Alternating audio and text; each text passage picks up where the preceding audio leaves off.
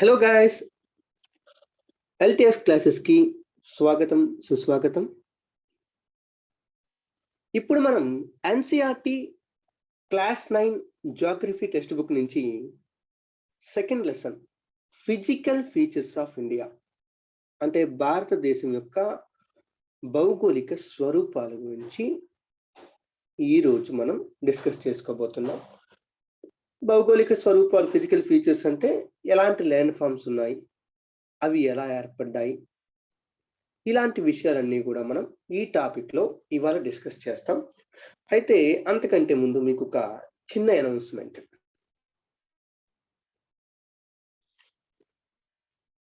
LTX classes Diwali సందర్భంగా మీకోసం ఒక స్పెషల్ ఆఫర్ని తీసుకొచ్చింది. మొత్తం ఎల్టీఎక్స్ క్లాసెస్ ఆఫర్ చేసే ప్రతి కోర్సు యొక్క ఫీజు మీద కూడా మీకు ఈ నెల రోజుల పాటు డిస్కౌంట్గా లభించడం జరుగుతుంది. ఆ విధంగా మీకు యూపీఎస్సి ఇన్ఫినిటీ ఫీజు కానీ లేదా ఆప్షనల్ ఫీజు కానీ ప్రతిదీ కూడా చాలా వరకు తగ్గాయండి, చాలా వరకు డిస్కౌంట్ వచ్చింది. అలాగే ఎన్సీఆర్టీ ఫౌండేషన్ కోర్సు కూడా 15,000 రూపాయలకు లభించే కోర్సు కేవలం ఇప్పుడు 12,000 రూపాయలకే లభిస్తుంది. అలాగే ఏదైనా UPSC subject, polity, Geography, economy, history, ఇలా ఏ సబ్జెక్ట్ అయినా కూడా కేవలం మీకు 5,000 రూపాయలకి రికార్డెడ్ క్లాసెస్ లభించడం జరుగుతుంది. ఈ ఆఫర్ మీకు నవంబర్ 15వ తేదీ వరకు వ్యాలిడ్గా ఉంటుంది. ఓకే, ఇంత అద్భుతమైన ఆఫర్ని మిస్ చేసుకోకండి. ఒకవేళ ఎవరికైనా ఇంట్రెస్ట్ ఉంటే, అడ్మిషన్స్ కోసం ఏవైనా క్వారీస్ ఉంటే దయచేసి కింద కనిపిస్తున్న నెంబర్ 7893-899-553 అనే నెంబర్ని కాంటాక్ట్ చేస్తే మీకు క్లియర్గా ప్రతి ఇన్ఫర్మేషన్ కూడా లభించడం జరుగుతుంది. అదేవిధంగా మీకు స్పెషల్గా కరెంట్ అఫైర్స్ కోసం కూడా కోర్సు లభిస్తుంది. దాంతో పాటుగా 2022 ప్రిలిమ్స్ కోసం టెస్ట్ సిరీస్ కూడా ఇప్పుడు ఎల్టీఎక్స్ క్లాసెస్లో అందుబాటులో ఉంది. ఓకే, త్వరపడండి. ఈ ఆఫర్ కేవలం మీకు నవంబర్ 15వ తారీఖు వరకు మాత్రమే వ్యాలిడ్గా ఉంటుంది.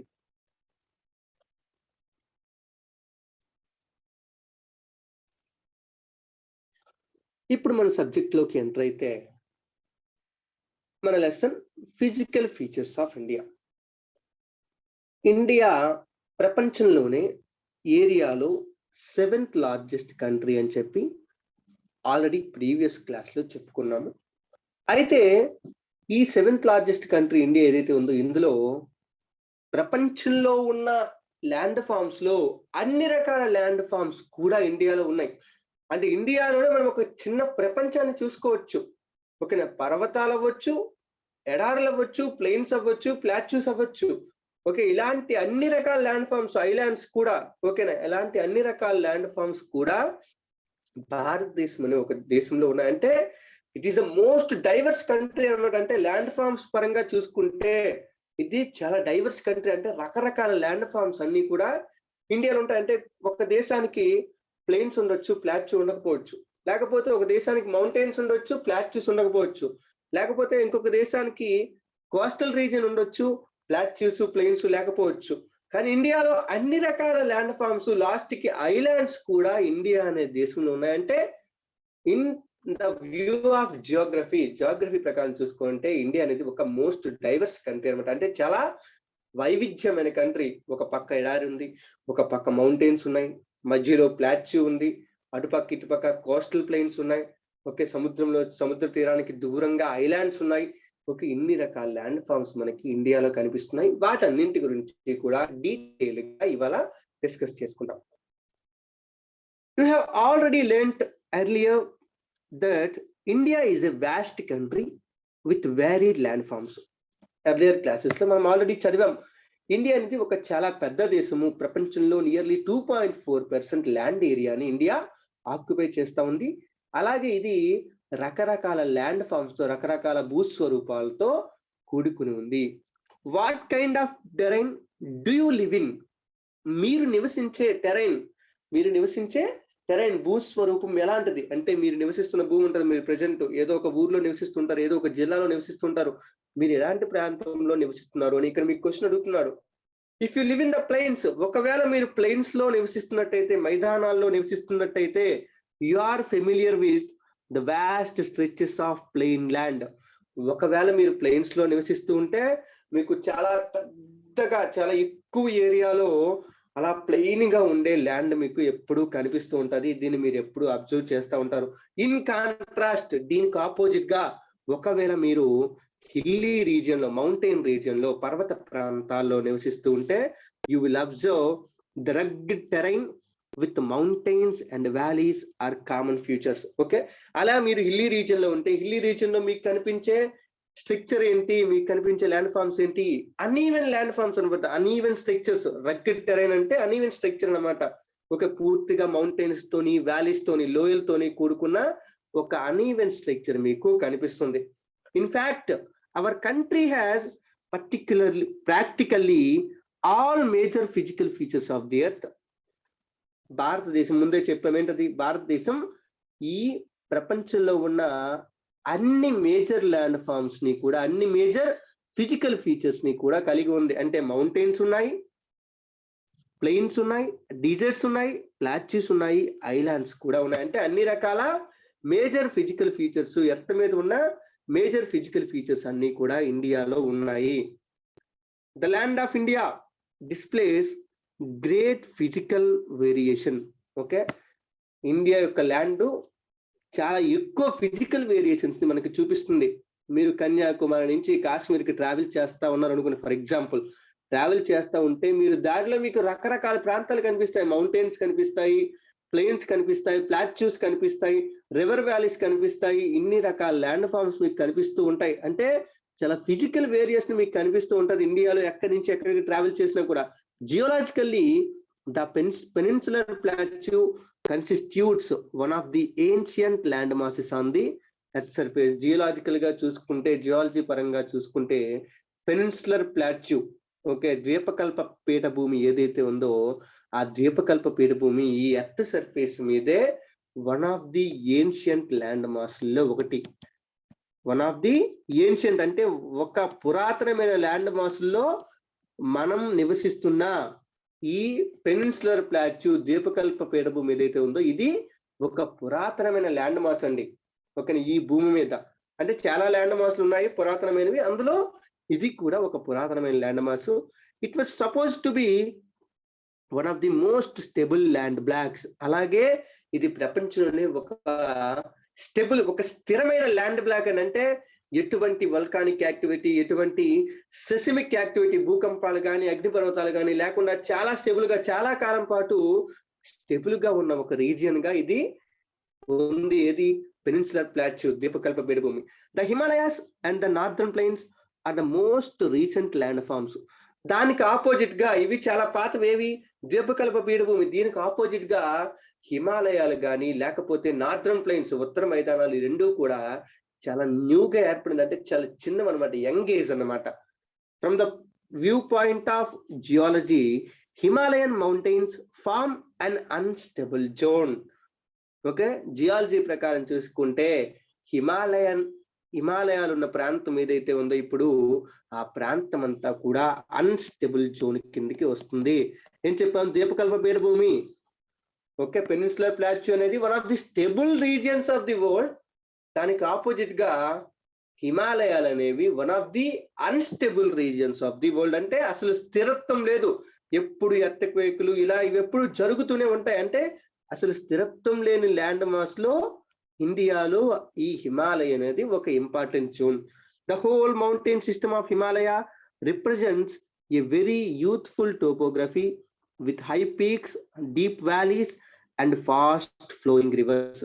ఓకే, మొత్తం హిమాలయన్ మౌంటైన్ సిస్టమ్ చూసుకుంటే ఇది మనకి ఎలా కనిపిస్తుందంటే చాలా తక్కువగా ఎరోజన్ జరిగినట్టు, చాలా తక్కువగా ఎరోజన్ జరిగి చాలా యూత్ఫుల్ టోపోగ్రఫీ. యూత్ఫుల్ టోపోగ్రఫీ అంటే అర్థం ఏంటి అంటే ఎరోజన్ ఎక్కువగా జరగలేదు, ఎరోజన్ ఎక్కువగా జరగకుండా పెద్ద పెద్ద పీక్స్ తో, చాలా లోతైన వ్యాలీస్ అంటే లోయలతోని, అలాగే చాలా వేగంగా పరిగెత్తే రివర్స్ తో మనకి హిమాలయన్ మౌంటైన్ సిస్టమ్ మనకి కనిపిస్తుంది.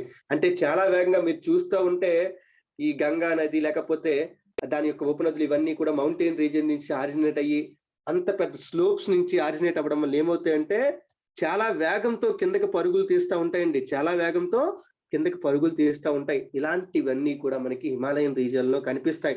The northern plains are formed of alluvial deposits. అలాగే హిమాలయాలకి కింద వైపు ఉండే నార్దర్న్ ప్లెయిన్స్, ఉత్తర మైదానాలు ఏవైతే ఉన్నాయో ఇవి అలూవియల్ డిపాజిట్స్ అంటే ఒండ్రు మట్టితో ఏర్పడ్డాయి. The peninsular plateau is composed of igneous and metamorphic rocks with gently rising hills and wide valleys. Okay, అలా దానికి ఆపోజిట్ గా పెనిన్సులర్ ప్లాట్యూ తీసుకున్నాం అనుకోండి, అంటే ద్వీపకల్ప పీఠభూమి తీసుకుంటే ఇదేమో ఇగ్నియస్ రాక్స్, అగ్నిశిలలు అంటే డైరెక్ట్ గా వల్కనోస్ నుంచి ఏర్పడిన రాళ్లతోని, అలాగే మెటమార్ఫిక్ రాక్స్ అంటే రూపాంతరం చెల్లు అంటే ఇగ్నియస్ రాక్స్ కొన్ని సంవత్సరాలకి మెటమార్ఫిక్ రాక్స్ గా మారుతాయి. ఇలాంటి రాక్స్ తో మనకి పెనిన్సులర్ ప్లాట్యూ అనేది ఏర్పడింది.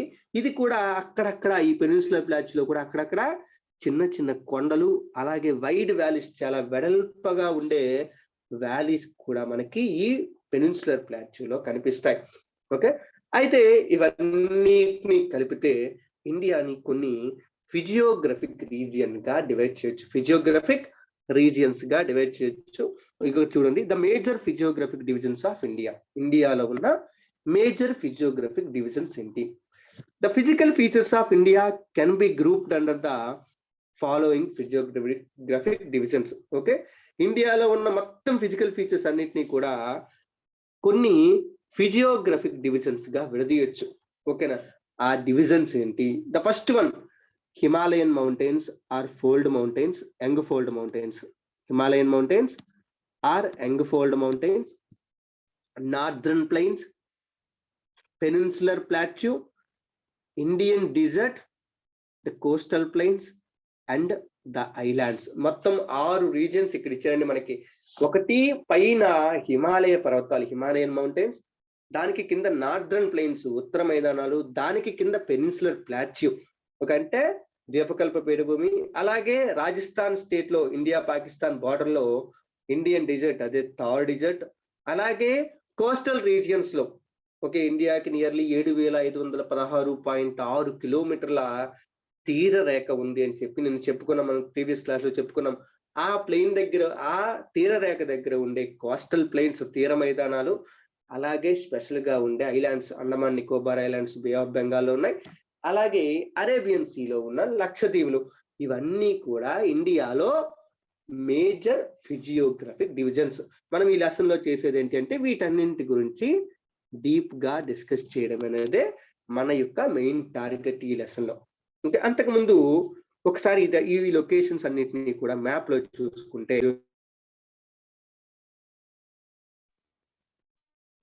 ఈ లొకేషన్స్ అన్నిటిని కూడా మ్యాప్ లో చూసుకుంటే ఎలా ఉంటుందో ఒకసారి మీరు క్లియర్ గా అబ్జర్వ్ చేయండి. ఇక్కడ మీకు మీకోసం మ్యాప్ ఓపెన్ చేశాను.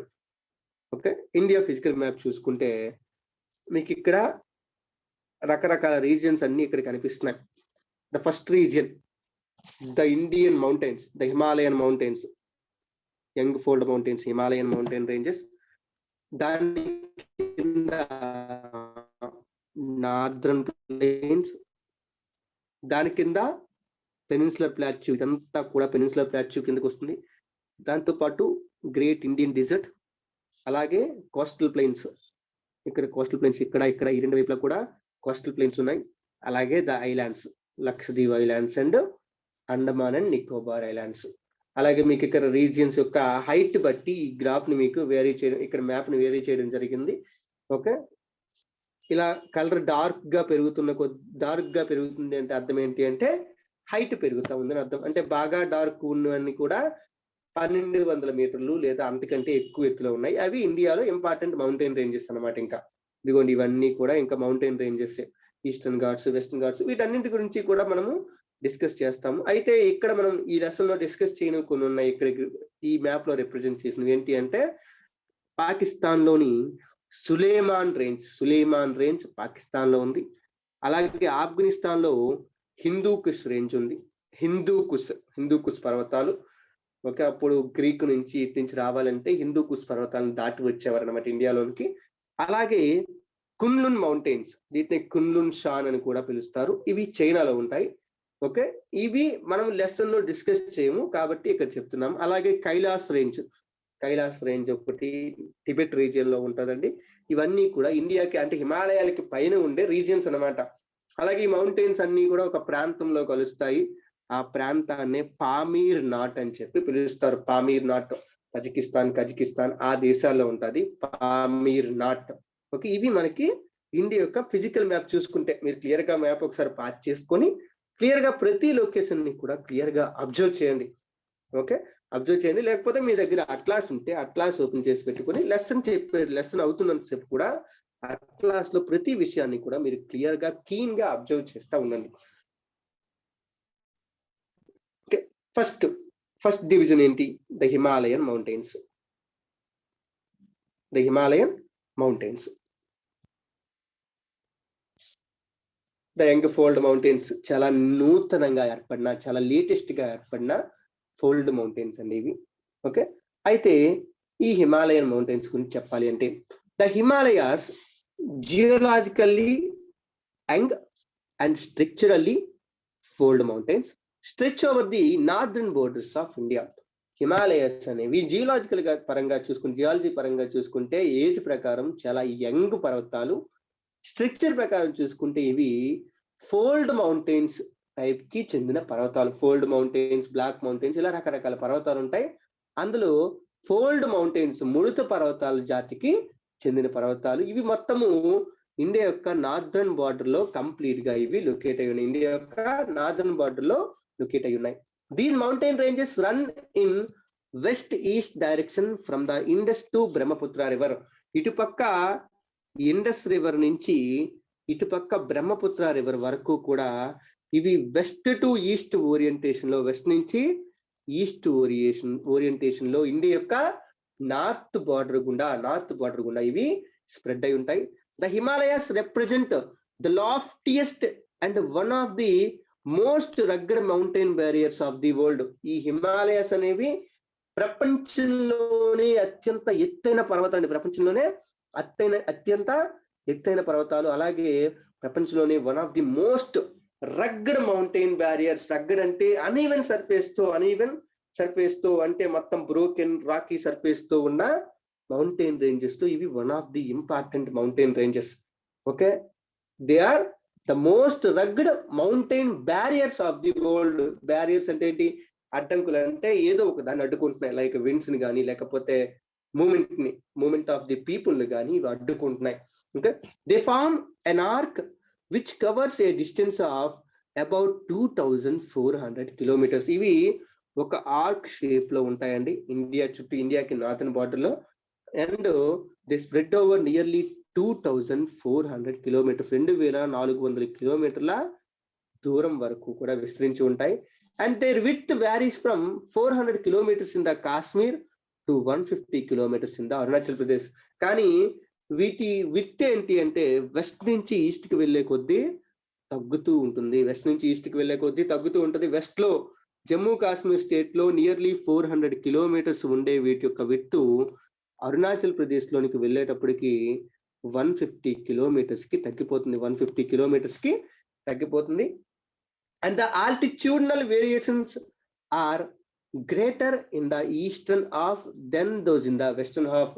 అలాగే ఎత్తు పరంగా చూసుకుంటే ఈస్టర్న్ హాఫ్ అంటే ఈస్టర్న్ పార్ట్ లో ఉన్న పర్వతాలు చాలా ఎక్కువ ఎత్తు ఉన్న పర్వతాలు ఇందులో ఉంటాయి. అందువల్ల ఏమవుతుందంటే హైట్ వేరియేషన్స్ చాలా ఎక్కువగా కనిపిస్తాయి. వెస్ట్ లో మాత్రం ఏంటి అంటే అన్ని పర్వతాలు మాక్సిమం ఒకే ఎత్తులో ఉన్నట్టుగా కనిపిస్తాయి అన్నమాట. అంటే ఈ రీజియన్ లో అన్ని పర్వతాలు ఒకే ఎత్తులో ఉన్నట్టుగా ఉంటాయి. కానీ ఈ రీజియన్ లో మాత్రం ఎత్తు తగ్గులు అంటే పై ఎత్తు ఎక్కువగా ఉన్న పర్వతాలు కనిపిస్తాయి. అలాగే తక్కువ ఎత్తున్న పర్వతాలు కూడా మనకి కనిపిస్తూ ఉంటాయి. The Himalayas consist of 3 parallel ranges. అలాగే ఇప్పుడు హిమాలయాల్లో భాగాల గురించి చెప్తున్నారు. ఏంటది? హిమాలయాల్లో 3 ప్యారలల్ రేంజెస్ ఉంటాయండి. 3 ప్యారలల్ రేంజెస్ ఉంటాయి. ఓకే, 3 ఒకదానికొకటి ప్యారలల్ గా ఎలా రన్ అవుతూ ఉంటాయి. Okay, the first one is the greater Himalayas, the northern most range. North లో చివరి వైపు ఉన్న రేంజ్ ఏది అంటే the greater are inner Himalayas. దీన్నే మనం హిమాద్రి అని పిలుస్తారు లోకల్ లాంగ్వేజ్. అంటే ఇండియన్ లాంగ్వేజ్ లో హిమాద్రి అని చెప్పి పిలుస్తారు. ఇది బాగా నార్త్ గా అంటే చెప్పాలి అంటే ఇండియా చైనా బార్డర్ లో, ఓకే, లేకపోతే నేపాల్ చైనా బార్డర్ లో మనకి హిమాద్రి రేంజ్ లొకేట్ అయి ఉంటుంది. and it is the most continuous range consisting of the loftiest peaks with an average height of 6,000 meters. It contains all prominent Himalayan peaks. Okay, ఈ Himadri range లోనే ప్రపంచంలోనే ఎత్తైన పర్వతాలు, లాఫ్టియస్ట్ పీక్స్, లాఫ్ట్ అంటే బాగా ఎత్తుగా ఉన్న పర్వతాలు మనకి ఈ హిమాద్రి రేంజ్ లో లొకేట్ అయి ఉన్నాయి. దీని యొక్క యావరేజ్ హైట్, హిమాద్రి యొక్క యావరేజ్ హైట్ నియర్లీ 6,000 మీటర్లు. అంటే 6,000 మీటర్లు యావరేజ్ హైట్ అంటే అందులో ఉండే పీక్స్ యొక్క హైట్ ఇంకెంత ఉంటుందో మీరే అర్థం చేసుకోవచ్చు. ఓకే, అలాగే it contains all prominent Himalayan peaks. ఈ హిమాద్రి రేంజ్ లోనే హిమాలయంలో మొత్తం హిమాలయ పర్వతాల్లో ఉన్న ఆల్ ప్రామినెంట్ అన్ని ఎత్తైన పర్వతాలు మ్యాక్సిమం ఈ హిమాద్రి రేంజ్ లోనే ఉన్నాయి. అది ఈ హిమాద్రి రేంజ్ యొక్క ఇంపార్టెన్స్. ఇది ప్రపంచంలోనే హైయెస్ట్ రేంజ్ అండి, మొత్తం ప్రపంచం మొత్తంలో హైయెస్ట్ రేంజ్. అలాగే ఇందులో ప్రపంచంలో ఎత్తైన పీక్స్, హిమాలయాల్లో ఎత్తైన పీక్స్ కూడా మనకి ఇందులోనే ఉన్నాయి. ఆ పేర్లు కూడా మనకి ఇచ్చే చూడండి, some highest peaks of Himalayas. Okay, ఇవి మనకి హిమాలయన్ పర్వతాలు చైనా బార్డర్ లో కూడా ఉన్నాయి, కానీ ఇక్కడ మనకి మెయిన్ ఇండియా, నేపాల్ వీటిలో ఉన్నవి ఇచ్చారు ఇక్కడ. అలా కాకుండా ఇండియా, నేపాల్ అలాగే పాకిస్తాన్ వీటిలో కూడా మనకి కొన్ని పీక్స్ ఉన్నాయి, కానీ ఇక్కడ ఇండియా, నేపాల్లో ఉన్న పర్వతాలు మాత్రం ఇచ్చారు. అందులో the highest peak of the world is mount Everest, Nepal China border లో ఉంటది. అలాగే కాంచన్గంగా ఇండియా, నేపాల్ బార్డర్ లో ఉంటది. అలాగే మకాలు, ధవలగిరి, నంగా పర్వత్, అన్నపూర్ణ, నందాదేవి, కామెట్, నాంచా బర్వా అండ్ గుర్లమండట ఇవన్నీ కూడా కొన్ని హైయెస్ట్ పీక్స్. ఒక హిమాలయాస్ లో ఉన్న కొన్ని హైయెస్ట్ పీక్స్ ని మనకి ఇక్కడ మెన్షన్ చేయడం జరిగింది. అలాగే వాటి యొక్క కంట్రీ, వాటితో పాటు వాటి యొక్క హైట్ ని కూడా ఇక్కడ మెన్షన్ చేయడం జరిగింది. మౌంట్ ఎవరెస్ట్ యొక్క హైట్ 8,848 మీటర్లు. కాకపోతే అది లేటెస్ట్ గా చేసిన సర్వేలో ఇంకొక 86 సెంటీమీటర్స్ పెరిగింది. ఓకే, దీన్ని మీరు అబ్జర్వ్ చేసుకుని అక్కడ నోట్ చేసుకోండి. అలాగే ఈ మౌంటైన్ పీక్స్ యొక్క పేర్లన్నీ కూడా మీ నోట్బుక్ లో నోట్ చేసుకుని పెట్టుకోండి. ఓకే, హైట్లన్నీ కూడా ఒకసారి చూడండి. అలాగే ఈ పీక్స్ ఎక్కడెక్కడ ఉన్నాయి, ఈ పీక్స్ అనేవి ఎక్కడెక్కడ ఉన్నాయి అని చెప్పి కూడా లొకేట్ చేసుకోండి. ఓకే, మకాలు, ధవలగిరి, నంగా పర్వత్ ఇవి ఇంపార్టెంట్ అండి. నంగా పర్వత్ ఒకటి, అలాగే నాంచా బర్వా, ఈ రెండు కూడా ఇంపార్టెంట్. ఈ రెండు ఎక్కడ ఉన్నాయి లొకేట్ చేయండి. ఓకే, లొకేట్ చేసిన తర్వాత క్లియర్ గా మళ్ళీ లెసన్ వినండి. The folds of the greater Himalayas are asymmetrical in nature. Okay, అలాగే గ్రేటర్ హిమాలయాస్ అంటే హిమాద్రి రేంజ్ ఏదైతే ఉందో, హిమాద్రి రేంజ్ యొక్క ఫోల్డ్స్, ముడతలు ఏవైతే ఉన్నాయో అవి ఎసిమెట్రికల్ గా ఉన్నాయి. ఎసిమెట్రికల్ గా అంటే ఏంటి, ఇప్పుడు ఇటువైపు ఎలా ఉందో ఇటువైపు కూడా అలాగే ఉండాలి, అది సిమెట్రీ. అలా కాకుండా ఏంటి, ఒకవైపు ఏమో ఇలా ఉండి ఒకవైపు ఏమో ఎక్కువ స్లోప్ ఉంది, ఒకవైపు ఏమో తక్కువ స్లోపు, ఇటువైపు ఏమో తక్కువ స్లోప్ ఉంది, ఇటువైపు ఎక్కువ స్లోప్ ఉంది, ఎక్కువ వాల్ ఉంది. ఓకేనా, అలా ఉంటే దాన్ని ఎసిమెట్రిక్ ఫోల్డ్ అని చెప్పి పిలుస్తాం. అంటే రెండు వైపులా ఒకేలా లేదన్నమాట. అంటే గ్రేటర్ హిమాలయాస్ కూడా మనకి ఎసిమెట్రికల్ గా ఉన్నాయంటే పై వైపు కింద వైపు ఒకేలాగా లేవు. And the core of this part of Himalayas is composed of granite. ఓకేనా, ఈ హిమాలయాస్ లో కోర్ భాగం, మెయిన్ భాగం ఏదైతే ఉందో, ఏది గ్రేటర్ హిమాలయాస్ లో మెయిన్ భాగం ఏదైతే ఉందో ఇది గ్రానైట్ రాయితో తయారైంది. ఓకే, గ్రానైట్ అనేది ఒక ఇగ్నియస్ రాక్, మీకు తెలిసే ఉంటుంది. అగ్నిశిల డైరెక్ట్ గా వల్కనస్ నుంచి ఏర్పడుతుంది. And it is perennially snow bound and a number of glaciers descend from this range. అలాగే ఈ గ్రేటర్ హిమాలయాస్ ఏదైతే ఉందో ఇది ఇయర్ లాంగ్ పెరినియల్ అంటే సంవత్సరం అంతా కూడా మంచుతోనే కప్పబడి ఉంటుంది. అందువల్ల ఏంటి అంటే ఈ ప్రాంతం నుంచి నెంబర్ ఆఫ్ గ్లేసియర్స్, మంచు నదులు, హిమానీ నదులు వీటి నుంచి కిందకి వస్తా ఉంటాయి. హిమానీ నదులు కిందకి వస్తా ఉంటాయి. సియాచిన్, ఓకే, ఇలాంటి జేము గ్లేషియర్, ఇలాంటి హిమానీ నదులన్నీ కూడా దీని నుంచి కిందకి మూవ్ అవుతూ ఉంటాయి. ఓకే, ఇది మనకి గ్రేటర్ హిమాలయాస్ గురించి. మీకు ఇక్కడ టాస్క్ కూడా ఇచ్చాడు, ఏంటిది, names of glaciers and passes. Himalayas లో ఉన్న, గ్రేటర్ హిమాలయాస్ లో ఉన్న గ్లేషియర్స్ నేమ్స్, అలాగే మౌంటైన్ పాసెస్ యొక్క పేర్లు. మౌంటైన్ పాసెస్ అంటే కనుమలు ఏవైతే ఉంటాయి, మౌంటైన్ కనుమలు ఏవైతే ఉన్నాయో వీటి యొక్క నేమ్స్ అన్ని కూడా నోట్ చేసి పెట్టుకోమని చెప్పారు. అలాగే హైయెస్ట్ పీక్స్ అన్ని కూడా ఏ స్టేట్స్ లో లొకేట్ అయి ఉన్నాయని కూడా ఒక టాస్క్ మీకు ఇచ్చారు. ఓకే, ఒకసారి అట్లాస్ ఓపెన్ చేసి ఇవన్నీ కూడా నోట్ చేసి పెట్టుకోండి. తర్వాత గ్రేటర్ హిమాలయస్ ఫస్ట్ రేంజ్. దానికి ప్యారలల్ గా ఉన్న సెకండ్ రేంజ్ ఏంటి అంటే Himadri. The range lying to the south of the Himadri forms the most rugged mountain system and is known as Himachal or lesser Himalayas. Himadri range కి సౌత్ డైరెక్షన్ లో ఉన్న range పేరు Himachal range అండి. హిమాచల్ ఎక్కువగా ఉండే స్టేట్ హిమాచల్ ప్రదేశ్. అది హిమాచల్ ఎక్కువగా ఉంది కాబట్టి హిమాచల్ ప్రదేశ్ అని పేరు పెట్టారు. ఓకే, దీన్నే లెస్సర్ హిమాలయాస్ అని కూడా పిలుస్తారు. ఇది the most rugged mountain system అనమాట. అంటే పూర్తిగా అనీవెన్ గా బ్రోకెన్ రాక్స్ తో ఉన్న మౌంటైన్ రేంజ్ అనమాట. ఏంటది? Himachal range. The ranges are mainly composed of ఏవి? Himachal range is mainly composed of highly compressed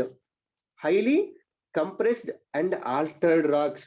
okay, ఎక్కువగా ఈ హిమాచల్ రేంజ్ అనేది హైలీ కంప్రెస్డ్ అంటే రెండు ప్లేట్లు, ఇండియన్ ప్లేటు యూరేషియన్ ప్లేటు రెండు పక్కకు జరుగుతూ ఉండడం వల్ల ఏమవుతుంది, దాని మీద ఎక్కువ కంప్రెషన్ ఫోర్స్ పడిపోయింది. ఇలా కంప్రెస్ అయ్యాయి. దీనివల్ల ఆల్టర్డ్ రాక్స్, వీటినే మనం మెటమార్ఫిక్ రాక్స్ అని చెప్పి పిలుస్తాం కదా. ఓకే, రూపాంతర శిలలు. ఓకే, ఈ మెటమార్ఫిక్ రాక్స్ అనే మనకి ఆ ప్రాంతంలో హిమాచల్ రేంజ్ లో ఎక్కువగా కనిపిస్తాయి. వీటి యొక్క హైట్ హిమాద్రి రేంజ్ కంటే కొంత తక్కువ. హిమాద్రి రేంజ్ ఎంత ఉంది? నియర్లీ దాని యొక్క యావరేజ్ హైట్ 6000 meters ఉంది. దాంతో పోలిస్తే ఈ హిమాచల్ రేంజ్ యొక్క హైట్ నియర్లీ 3700 నుంచి 4500 meters వరకు ఉంటుంది. అలాగే వీటి యొక్క యావరేజ్ విడ్త్ ఏమో నియర్లీ 50 kilometers ఉంటుంది. యావరేజ్ విడ్త్ ఏమో నియర్లీ 50 kilometers. అంటే దీని యొక్క వెడల్పు నియర్లీ 50 kilometers వెడల్పు ఉంటుంది. ఒక దగ్గర 60-40 ఇలా ఉండి యావరేజ్ గా 50 kilometers వెడల్పు ఉంటుంది. ఓకే, ఇందులో మనకి మళ్ళీ హిమాచల్ రేంజ్ లో డిఫరెంట్ మౌంటైన్ రేంజెస్ ఉన్నాయి. అందులో ఒకటి Pir Panjal range forms the longest and the most important range, and the Dhauladhar and the Mahabharat range are also prominent ones. ఈ హిమాచల్ రేంజ్ లో 3 ఇంపార్టెంట్ రేంజెస్ ఉన్నాయి. ఏంటి అంటే, ఒకటి పిరిపంజల్ రేంజ్. ఇది కాశ్మీర్ లో ఉంటదండి, మెయిన్ కాశ్మీర్ లో ఉంటది. ద ఫేమస్ కాశ్మీర్ వ్యాలీ మనకి పిరిపంజల్ రేంజ్ లోనే లొకేట్ అయి ఉంటుంది. అలాగే దీంతో పాటు దౌల్దార్, అలాగే దౌల్దార్ తో పాటు మహాభారత్ రేంజ్లు మనకి ఈ హిమాచల్ రేంజ్ లో important mountain range. Himachal range లో ఇంపార్టెంట్ మౌంటైన్ రేంజెస్ అండి. అలాగే ఈ రేంజ్ దేనికి ఫేమస్ అంటే, the range consist of famous valleys of Kashmir valley అంటారు చూసారా, కాశ్మీర్ వ్యాలీ. ఓకేనా, భూలోక స్వర్గం అని కూడా కొంతమంది పిలుస్తారు కాశ్మీర్ వ్యాలీని. అంత ఫేమస్ అయిన కాశ్మీర్ వ్యాలీ. అలాగే కాంగ్రా వ్యాలీ, హిమాచల్ ప్రదేశ్ లో ఉన్న కాంగ్రా వ్యాలీ. అదే హిమాచల్ ప్రదేశ్ లో ఉన్న కులు వ్యాలీ. ఇవన్నీ కూడా మనకి ఈ హిమాచల్ రేంజ్ లోనే ఉన్నాయి. And this region is well known for it's hill stations. అలాగే ఈ హిమాచల్ రేంజ్ ఏదైతే ఉందో ఇది హిల్ రేంజెస్. దీనిలో ఉన్న హిల్ రేంజెస్ వరల్డ్ ఫేమస్ అనమాట. అంటే ప్రపంచ దేశాల నుంచి కూడా మనకి ఈ హిల్ రేంజెస్ ని విజిట్ చేయడానికి వస్తారు. ఈ హిల్ స్టేషన్స్ ని విజిట్ చేయడానికి వస్తారండి. ఓకే, అంటే సిమ్లా కానీ, లేకపోతే నైనిటాల్ కానీ, ముస్సోరీ కానీ, డెహ్రాడూన్ కానీ, డార్జిలింగ్ కానీ, ఇలాంటివన్నీ కూడా మనకి ఈ రేంజ్ లో లొకేట్ అయి ఉన్నాయి. అంటే ఇవి వరల్డ్ ఫేమస్ హిల్ స్టేషన్స్ అనమాట. వరల్డ్ ఫేమస్ హిల్ స్టేషన్స్ ఎందులో ఉన్నాయి? హిమాచల్ రేంజ్ లో ఉన్నాయి. ఓకే, అలాగే మీకు ఇక్కడ ఇచ్చారు చూడండి. Find out the locations of Mussoorie, Nainital, Ranikhet from your atlas and also name the state where they are located. Okay, Mussoorie, Nainital, Ranikhet ఎక్కడ ఉన్నాయి అని చెప్పి అట్లాస్ లో వెతకండి. అట్లాస్ లో వెతికిన తర్వాత అవి ఏ స్టేట్ లో ఉన్నాయనే ఇన్ఫర్మేషన్ మీరు నోట్ చేసుకుని పెట్టుకోండి. ఓకే, సెకండ్ రేంజ్ అయిపోయింది హిమాచల్ రేంజ్ తర్వాత ఏంటి? దానికి ప్యారలల్ గా 3వ రేంజ్ ఉంటుంది. ఆ 3వ రేంజ్ ఏంటి అంటే Shivalik range. The outer most range of the Himalayas is called Shivaliks. Okay, హిమాలయాల్లో చివరి రేంజ్, అవుటర్ రేంజ్ ఏంటి అంటే శివాలిక్ హిల్స్ అండి. Okay, they extend over a width of 10 to 50 kilometers. Okay, అంటే ఇవి దీని యొక్క విడ్త్ అనేది 10 నుంచి 50 kilometers మధ్య వ్యారీ అవుతూ ఉంటుంది. And have an altitude varying between 900 to 1100 meters. చాలా తక్కువ ఎత్తు అండి. విత్ 10 to 50 meters ఉంటుంది.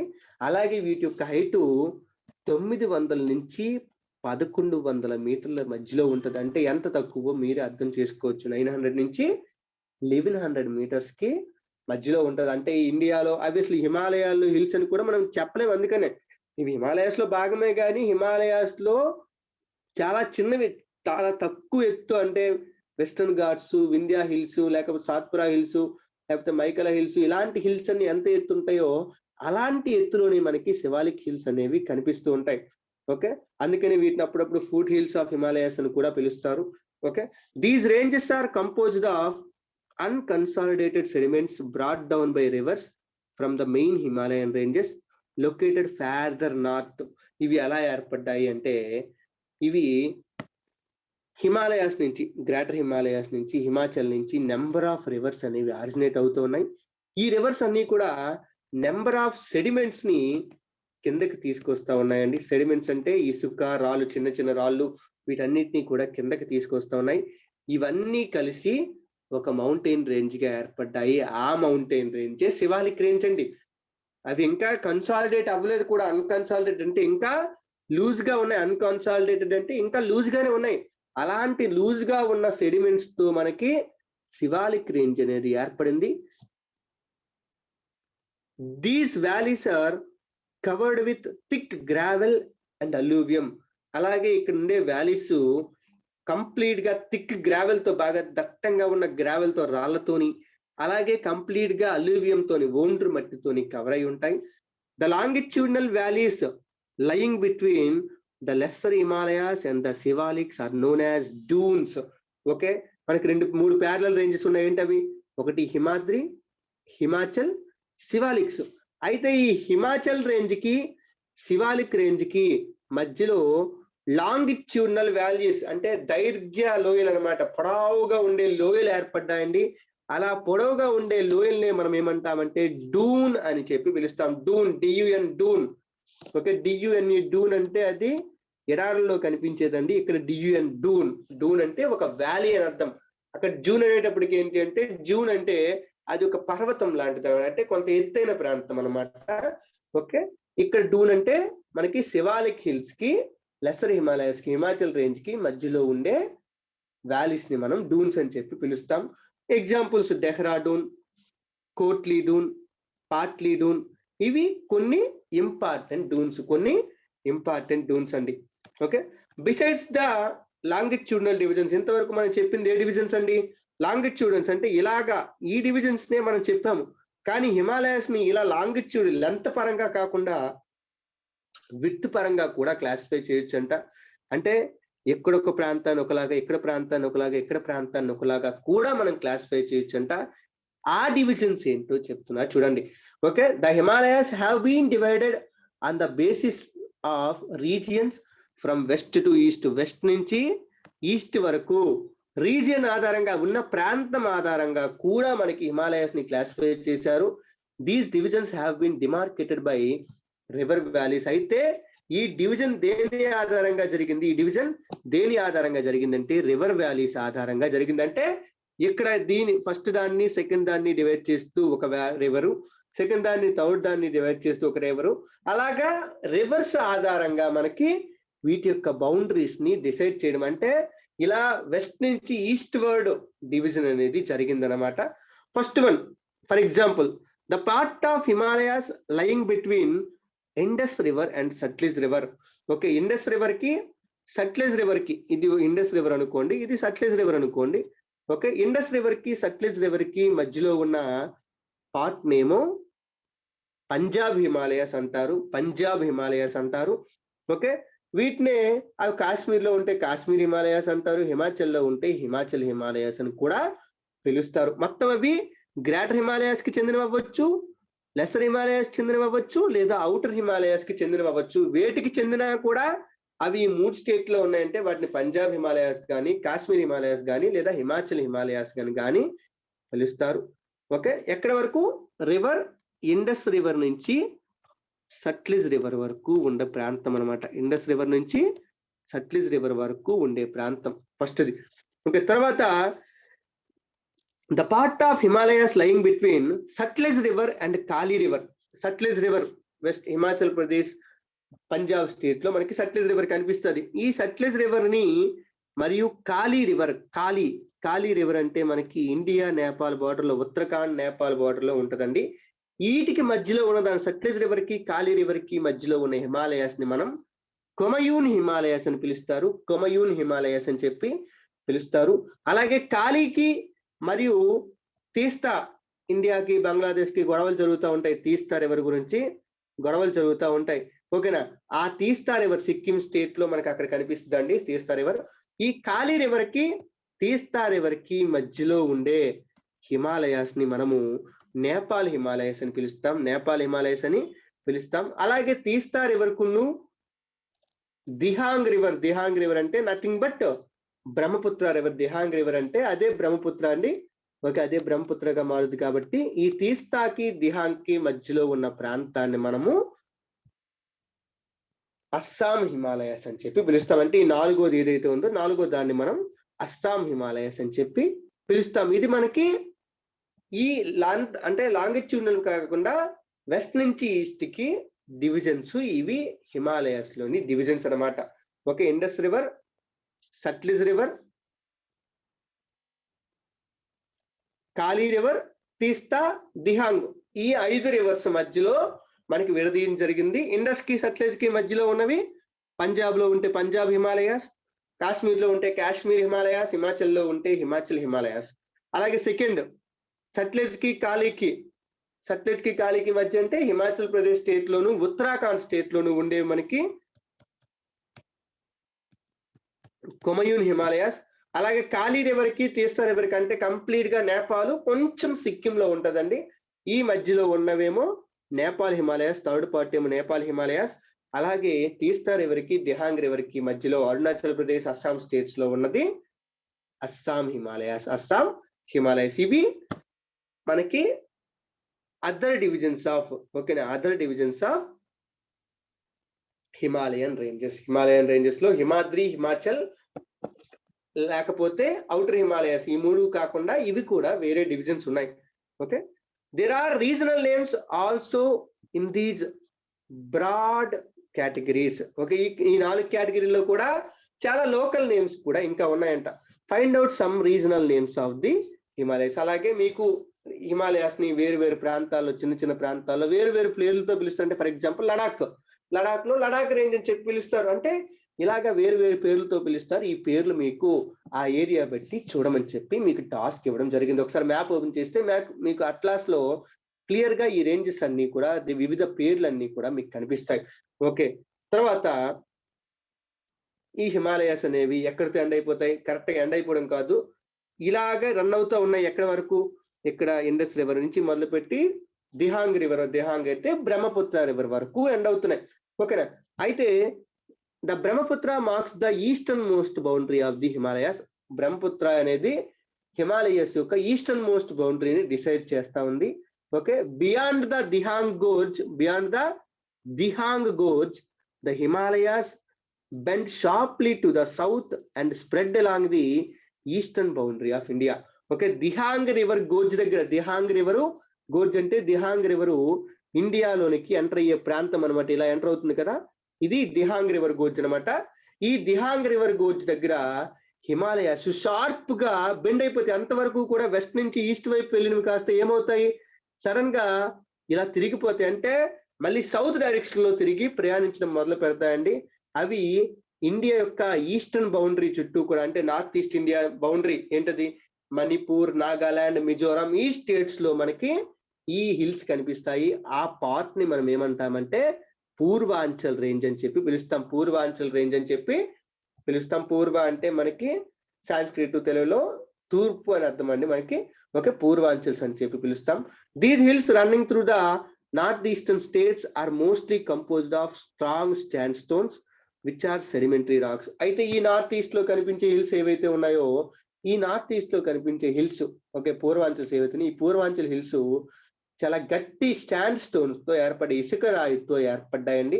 ఓకే, అంటే ఇసుక రాయితో ఏర్పడే ఇసుక రాయి అనేది ఒక సెడిమెంటరీ రాక్, ఇది ఒక సెడిమెంటరీ రాక్. కాబట్టి మొత్తం మనకి majority of the north east state లో ఉండే హిల్స్, పూర్వాంచల్స్ అన్ని కూడా సెడిమెంటరీ రాక్స్ తో ఏర్పడ్డాయి. Covered with dense forests and the most run as parallel ranges and valleys. Okay, పూర్తిగా ఈ పూర్వాంచల్స్ ఏవైతే ఉన్నాయి ఇవి కంప్లీట్ గా డెన్స్ ఫారెస్ట్ తో కవర్ అయి ఉండండి. చాలా థిక్ ఫారెస్ట్ కవర్ తో ఇవి ఉంటాయండి. ఇవి ఒకదానికొకటి ప్యారలల్ గా రన్ అవుతూ ఉంటాయి. దీని ద్వారా మనకి వ్యాలీస్ ని కూడా ఏర్పరుస్తూ ఉంటాయి. ద పూర్వాంచల్స్ అంటే ఏ రేంజెస్ వస్తాయి? Patkai hills, Naga hills, Manipur hills, Mizo hills, ఇవన్నీ కూడా మనకి పూర్వాంచల్ హిల్స్ కిందకి వస్తాయి. మీరు మ్యాప్ ఓపెన్ చేసి ఇంకా వీటి పేర్లు, ఇంకా చాలా పేర్లు, లోకల్ గా చాలా పేర్లు ఉంటాయి. ఆ లోకల్ పేర్లు అన్నింటినీ కూడా, నేమ్స్ అన్నింటినీ కూడా ఒకసారి రివైజ్ చేయండి. అలాగే మనకి ఇక్కడ మిజో హిల్స్ యొక్క ఒక బ్యూటిఫుల్ వ్యూని, అందమైన వ్యూని కూడా మనకి ఇక్కడ ఇవ్వడం జరిగింది. అంటే కంప్లీట్ గా దాని అర్థం ఏంటి అంటే కంప్లీట్ గా గ్రీనరీతో కవర్ అయి ఉన్నాయి అని అర్థం. గ్రీనరీతో కవర్ అయి ఉంటాయి అంటే బాగా డెన్స్ ఫారెస్ట్ తో కవర్ అయి ఉంటాయి. ఏవి? పూర్వాంచల్స్ అనేవి. ఓకే, హిల్స్ అయిపోయి, హిల్స్ తర్వాత సెకండ్ రీజన్ ఏంటి? Northern plains. హిమాలయస్ ఇలా ఉన్నాయి అనుకుంటే హిమాలయస్ కిందకి వచ్చేవి ఏంటి అంటే నార్థర్న్ ప్లెయిన్స్, ఉత్తర మైదానాలు. The northern plains has been formed by the interplay of three major river systems, Indus, Ganga and Brahmaputra, along with their tributaries. Okay, మనకి ఈ రివర్ సిస్టమ్స్ ఈ నార్థర్న్ ప్లెయిన్స్ ఎలా ఏర్పడ్డాయి అంటే 3 నదులు హిమాలయాల్లోంచి ఆరిజినేట్ అయ్యే 3 important river systems, Indus, Ganga and Brahmaputra. ఈ 3 river systems కూడా ఒకదానితో ఒకటి పోటీ పడి, ఒకదానితో ఒకటి ఇంటరాక్ట్ అయ్యి, అవి మరియు వాటి యొక్క ట్రిబ్యూటరీస్ మనకి ఈ నార్థర్న్ ప్లెయిన్స్ ని ఏర్పరిచాయి. This plain is formed of alluvial soil. ఈ నార్థర్న్ ప్లెయిన్స్ అనేవి కంప్లీట్ గా అలూవియల్ సాయిల్ తో ఏర్పడ్డాయి. అలూవియల్ అంటే ఓండ్రు మట్టి అంటే మనకి ఎక్కడ కనిపిస్తుంది అంటే సెడిమెంట్స్ దగ్గరే. మనకి సెడిమెంట్స్ వస్తేనే ఇలా అలూవియల్ సాయిల్ అనేది కనిపిస్తుంది. Okay, the deposition of alluvial in vast basin lying at the foothills of the Himalayas over millions of years formed this fertile plain. Okay, మొత్తం హిమాలయాస్ నుంచి వచ్చే నదులు ఏవైతే ఉన్నాయి ఇవి కొన్ని మిలియన్ సంవత్సరాల పాటు అలూవియల్ డిపాజిట్స్ అంటే ఒండ్రు మట్టిని ఇలా తీసుకొచ్చిన తర్వాత కొన్ని మిలియన్ సంవత్సరాలకి మనకి అక్కడ ఒక అద్భుతమైన, చాలా ఫెర్టిలిటీ అంటే చాలా సారవంతమైన భూములు మనకి ఏర్పడ్డాయి. వాటిని మనం నార్థర్న్ ప్లెయిన్స్ అని చెప్పి పిలుస్తారు. ఇది మనకి ఎక్కడ ఉంటాయంటే foot hills of the Himalayas, అంటే హిమాలయాల యొక్క పర్వత పాదాల దగ్గర, అంటే కింద వాటి దిగువన మనకి ఈ నార్థర్న్ ప్లెయిన్స్ అనేవి కనిపిస్తాయి. ఇవి నియర్లీ 7 లక్షల స్క్వేర్ కిలోమీటర్ల ఏరియాలో స్ప్రెడ్ అయి ఉన్నాయంటండి. 7 లక్షల చదరపు కిలోమీటర్ల ఏరియాలో స్ప్రెడ్ అయి ఉన్నాయి. ఇండియా యొక్క ఏరియా చూసుకుంటే 32.8 lakh స్క్వేర్ కిలోమీటర్స్. అంటే ఎంత ఏరియాని, ఈ ఇండియా ఏరియాలో ఎంత ఏరియాని నార్థర్న్ ప్లెయిన్స్ ఆక్యుపై చేస్తున్నాయో మీరే క్యాలిక్యులేట్ చేసుకోవచ్చు. The plain being about 2400 kilometers long, హిమాలయాల లాగే ఇవి కూడా 2400 kilometers పొడవు ఉంటాయండి. ఓకే, అలాగే వాటి యొక్క విడ్త్ ఏమో 240 నుంచి 320 kilometers వెడల్పుతో, 240 kilometers నుంచి 320 kilometers వెడల్పుతో 7 లక్షల స్క్వేర్ కిలోమీటర్ల ఏరియాని మనకి ఈ నార్థర్న్ ప్లెయిన్స్ అనేవి ఆక్యుపై చేయడం జరుగుతుంది. And it is a densely populated physiographic division. ఇండియాలోనే the most densely populated physiographic division ఏది అంటే నార్థర్న్ ప్లెయిన్స్. ఎందుకంటే ఆ ప్లెయిన్స్ అంటేనే, ప్లెయిన్స్ అన్నాము, ప్లెయిన్స్ ఫెర్టైల్ గా ఉన్నాయన్నాము, అంతకంటే మనిషి బతకడానికి ఏం కావాలి? ఓకే, మనిషి ఎక్కడ నివసించడానికి ఇష్టపడతాడు? ఎక్కడైతే తనకు కావలసిన అవసరాలు దొరుకుతాయో, గాలి, నీరు, ఆహారము, ఇవి ఎక్కువగా ఎక్కడ దొరుకుతాయి అక్కడ ఉండడానికే మనిషి ఇష్టపడతాడు.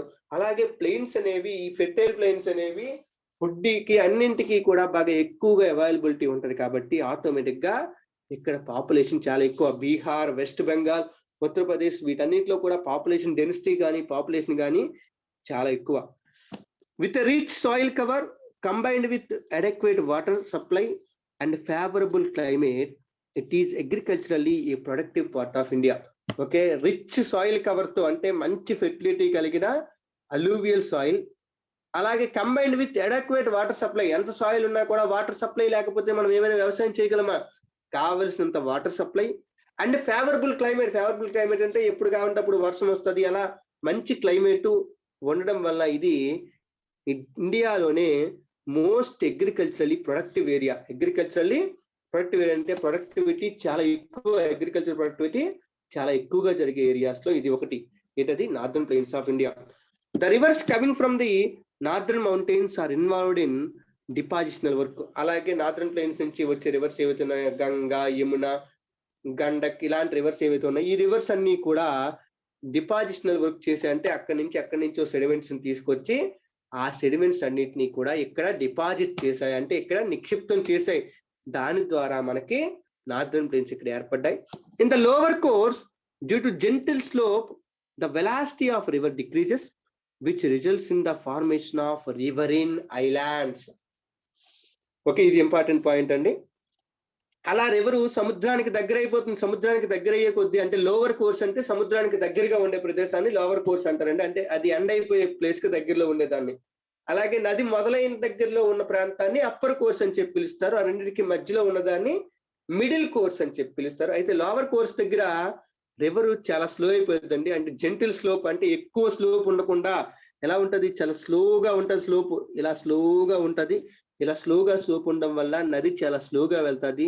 దాని వల్ల మనకి రివరిన్ ఐలాండ్స్, నదీ ఆధారిత ద్వీపాలు అనేవి ఏర్పడతాయి. ఎంతవరకు మీరు సముద్రంలో ద్వీపాలు చూసుంటారు, ఇంకా అండమాన్ నికోబార్, లేకపోతే లక్షద్వీప్, శ్రీలంక, ఇవన్నీ సముద్రంలో ఉండే ఐలాండ్స్.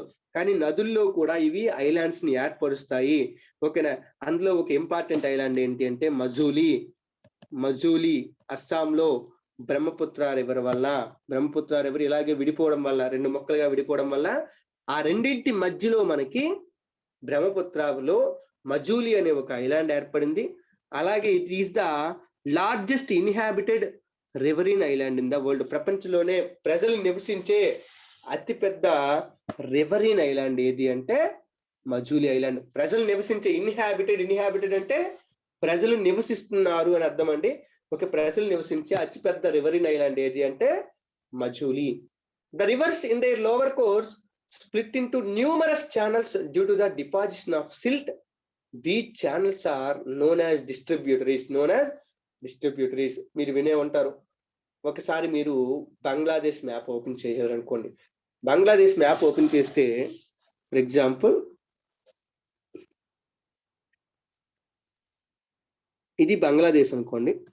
ఓకే, ఇది బంగ్లాదేశ్ అనుకుంటే మీరు బంగ్లాదేశ్ మ్యాప్ ఓపెన్ చేస్తే ఎలా ఉంటుందంటే ఇలా కంప్లీట్ గా రివర్స్, రకరకాల రివర్స్ తోనే స్ప్రెడ్ అయి ఉంటది. ఒక వెంట ఏంటి అంటే ఈ రివర్స్ అన్ని ఏం చేస్తాయి అంటే వాటి లోవర్ కోర్స్ వచ్చేటంటే బాగా సముద్రంలో కలిసిపోయే టైం వచ్చేసింది, వాటికి తెలిసిపోయింది ఇంకా సముద్రంలో కలిసిపోతామని. అప్పుడు ఏం చేస్తాయి, they split in to number of channels. ఒక నది కాస్త రెండు మూడు ఛానల్స్ గా విడిపోయిద్ది, 2-3 భాగాలుగా విడిపోయి ప్రయాణిస్తూ ఉంటుంది. అలా విడిపోయి ప్రయాణించే ఛానల్స్ ఏవైతే ఉన్నాయో వాటిని మనం డిస్ట్రిబ్యూటరీస్ అంటాం. It is the opposite of ట్రిబ్యూటరీకి ఆపోజిట్ అన్నమాట. ట్రిబ్యూటరీ అంటే ఒక నది వెళ్తున్నప్పుడు ఆ నదిలో ఇంకొక నది వచ్చి కలిసింది అనుకోండి, దాన్ని ట్రిబ్యూటరీ అంటాం. అలా కాకుండా ఒక నది వెళ్తున్నప్పుడు ఆ నది 2 మొక్కలుగా విడిపోయింది అనుకోండి, దాన్ని డిస్ట్రిబ్యూటరీ అని చెప్పి పిలుస్తాం.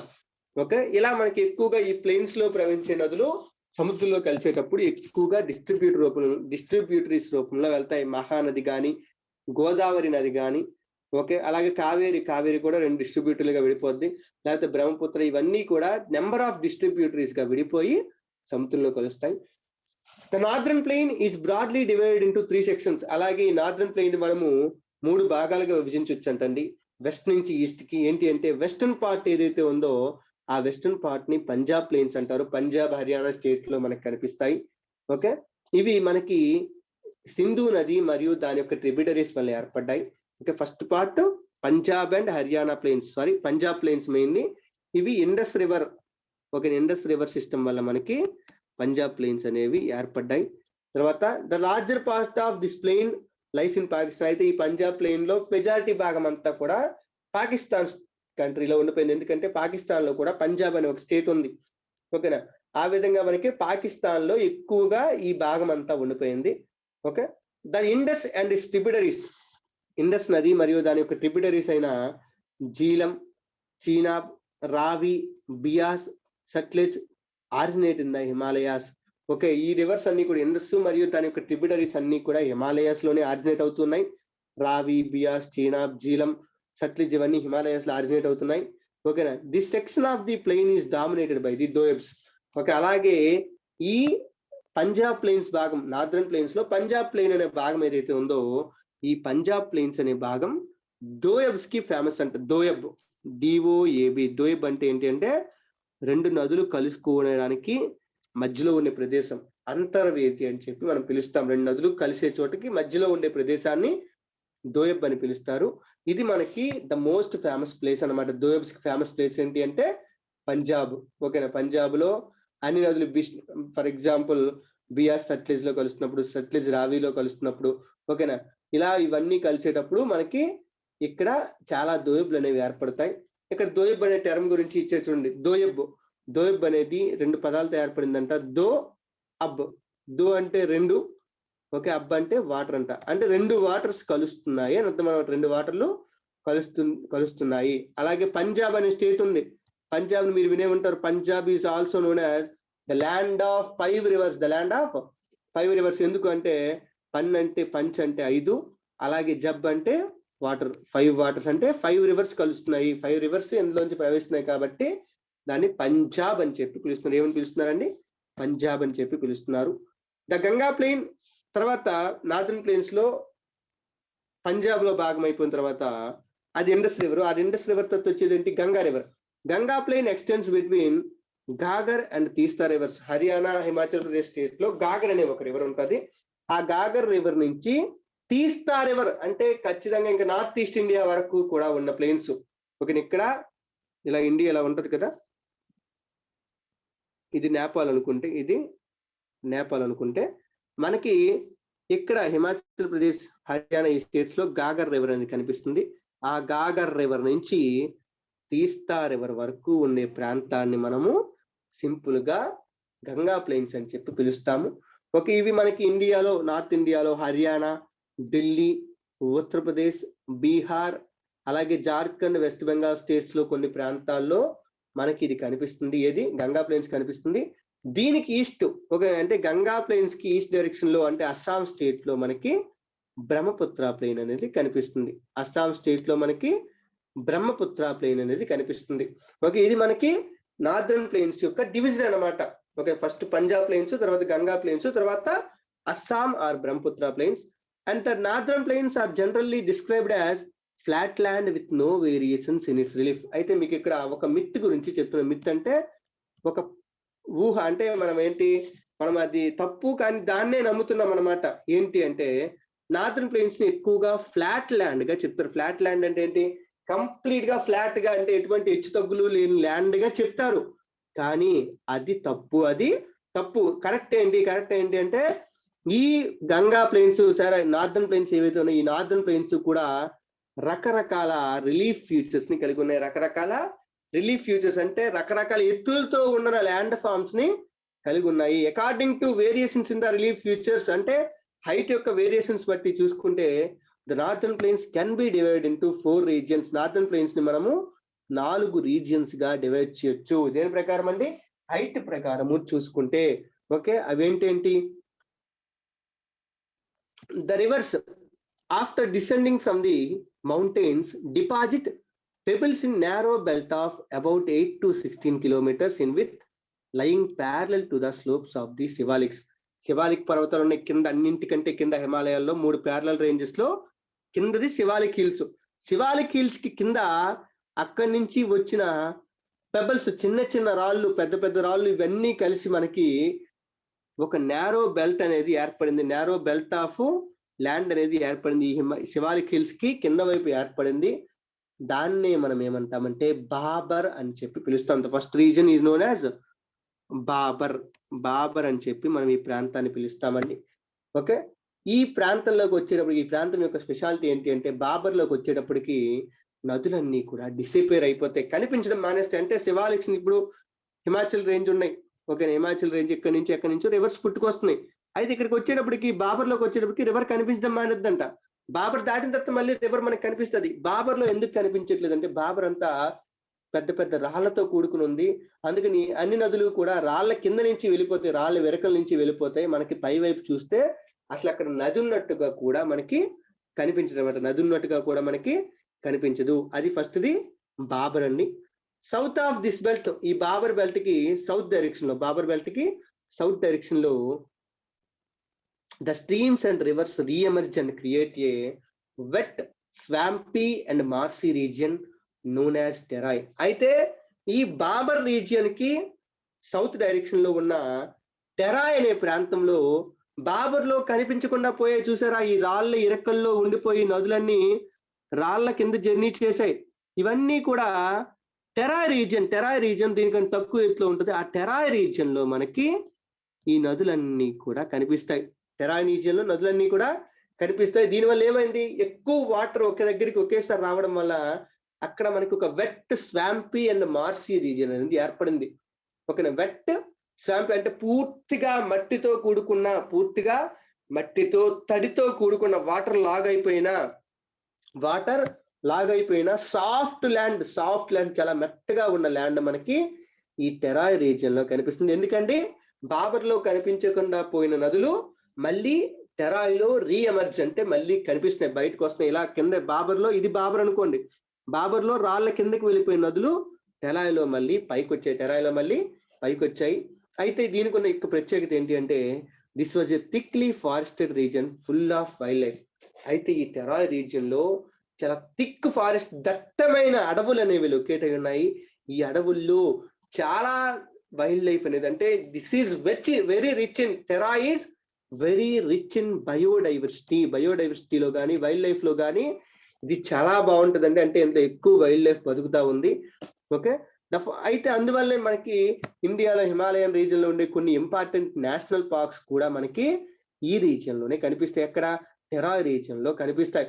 The forest have been cleared. అయితే రీసెంట్ ఇయర్ లో ఏం చేస్తున్నారు, అగ్రికల్చరల్ ల్యాండ్ కోసము లేకపోతే ఎక్కడి నుంచో వచ్చిన మైగ్రెంట్స్ సెటిల్ అవ్వడం కోసము ఆ ఫారెస్ట్ అన్నిటిని క్లియర్ చేసేసి వాటిని అగ్రికల్చరల్ ల్యాండ్ గా, వ్యవసాయ భూములుగా మార్చేస్తున్నారు. ఎందుకంటే పాకిస్తాన్ విడిపోయింది. పాకిస్తాన్ విడిపోయినప్పుడు ఇండియా నుంచి పాకిస్తాన్ లోకి మైగ్రేషన్ జరిగింది, పాకిస్తాన్ లోంచి ఇండియాలోకి మైగ్రేషన్ జరిగిందంటే పాకిస్తాన్ లో ఉన్న హిందువులు లేకపోతే సిక్కులు వీళ్ళందరూ ఇండియాలోకి రావడం మొదలు పెట్టారు. అలాగే ఇండియాలో ఉన్న ముస్లింలు వీళ్ళందరూ పాకిస్తాన్కి వెళ్ళిపోవడం మొదలు పెట్టారు. అయితే పాకిస్తాన్ నుంచి వచ్చిన హిందువులు ఎవరైతే ఉన్నారో, ఓకేనా, వాళ్ళకి ల్యాండ్ సరిపడా లేదు కాబట్టి వాళ్ళ కోసం ఏం చేశారంటే ఈ టెరాయ్ రీజియన్ లో ఈ మొక్కలన్నీ, ఈ అడవులన్నింటినీ నరిగేసి వాళ్ళకి స్థావరాన్ని కల్పించారనమాట. ఓకేనా, అలాగే మీకు ఇక్కడ ఇంకొక క్వశ్చన్ అడుగుతున్నాడు. దుధువా నేషనల్ పార్క్ అనే ఒక నేషనల్ పార్క్ ఉంది, ఇది ఉత్తరప్రదేశ్ స్టేట్ లో ఉంటుంది. దాన్ని మ్యాప్ లో లొకేట్ చేయమని చెప్పి మీకు చెప్తా ఉన్న task. Okay, and the largest part of northern plains is formed of older alluvium. అలాగే నార్థర్న్ ప్లెయిన్స్ లో చాలా ఎక్కువ భాగము ఓల్డర్ అల్లూవియం, అంటే ఎప్పుడో ప్రాచీన కాలంలో ఏర్పడిన అల్లూవియం అన్నమాట. ఇప్పుడు ఏర్పడిన అల్లూవియం డిపాజిట్ కాదు. మెజారిటీ పార్ట్ అంతా కూడా ప్రాచీన కాలంలో ఏర్పడిన అల్లూవియం, ఓకేనా, ఓండ్రు మట్టి ద్వారా ఏర్పడింది. It lies above the flood plains of the reverse and presents A terrace like feature. Okay, ఇది ఫ్లడ్ ప్లెయిన్స్, రివర్స్ యొక్క ఫ్లడ్ ప్లెయిన్స్ ఏవైతే ఉన్నాయంటే వరద మైదానాలు ఏవైతే ఉంటాయో వాటికంటే కొంత ఎత్తులో ఉంటాయి. దానివల్ల మనకి ఒక టెరేస్ లైక్ అపియరెన్స్ అనేది కనిపిస్తూ ఉంటుంది. ఇలా టెరెస్ లైక్ కనిపించే దాన్నే మనం ఏమంటామంటే బంగర్ అని చెప్పి పిలుస్తాం. This part is known as bhangar. The soil in this region contains calcareous deposits locally known as kankar. Okay, ఈ బంగర్ లో మనకి ఈ వాల్టర్ అల్లూవియం లో చాలా డిపాజిట్స్ కనిపిస్తాయి, చిన్న చిన్న రాళ్లతో కూడుకున్న డిపాజిట్స్ కనిపిస్తాయి. వాటిని మనం లోకల్ గా కంకర్ అని చెప్పి పిలుస్తాం, కంకరా అని చెప్పి పిలుస్తామండి.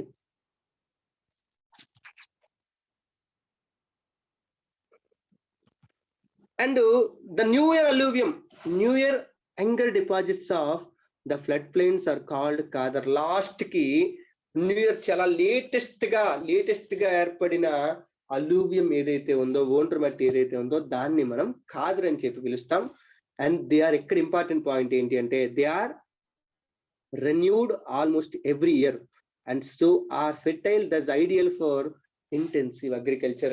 ఈ లాస్ట్ ది నదులకి దగ్గరలో ఫ్లడ్ ప్లెయిన్స్ రూపంలో ఉన్న భాగం ఏది అంటే ఖాదర్ అండి. ఖాదర్ ఇది ప్రతి సంవత్సరము కూడా రెన్యూ అవుతూ ఉంటది. ఎందుకంటే ప్రతి సంవత్సరము గంగా నది, యమునా రివర్ ఇవన్నీ కూడా ఫ్లో పెరగడం వల్ల వాటర్ అంతా కూడా ల్యాండ్ మీదకి ఎంటర్ అవుద్ది. ఆ ల్యాండ్ మీదకి ఎంటర్ అయిన వాటర్ వల్ల కొన్ని డిపాజిట్స్, ఎక్కడో హిమాలయస్ నుంచి వచ్చిన డిపాజిట్స్ అన్ని కూడా ఆ ల్యాండ్ మీద, ఆ ఫ్లడ్ ప్లెయిన్స్ మీద డిపాజిట్ చేయబడితే మీరే ఒకసారి అబ్జర్వ్ చేయండి. ఎప్పుడైనా మీకు మీ ప్రాంతంలో గోదావరికి కానీ ఎక్కడైనా వరద వచ్చింది అనుకోండి, వరద వస్తే ఫస్ట్ అందరూ బాధపడేది దేని గురించి తెలుసా? వరద వచ్చి వెళ్ళిపోయిన తర్వాత అది తీసుకొచ్చిన బురద మొత్తం ఇల్లు, మొత్తం వాకిళ్ళు అన్నింటినీ నింపేస్తుంది అనమాట.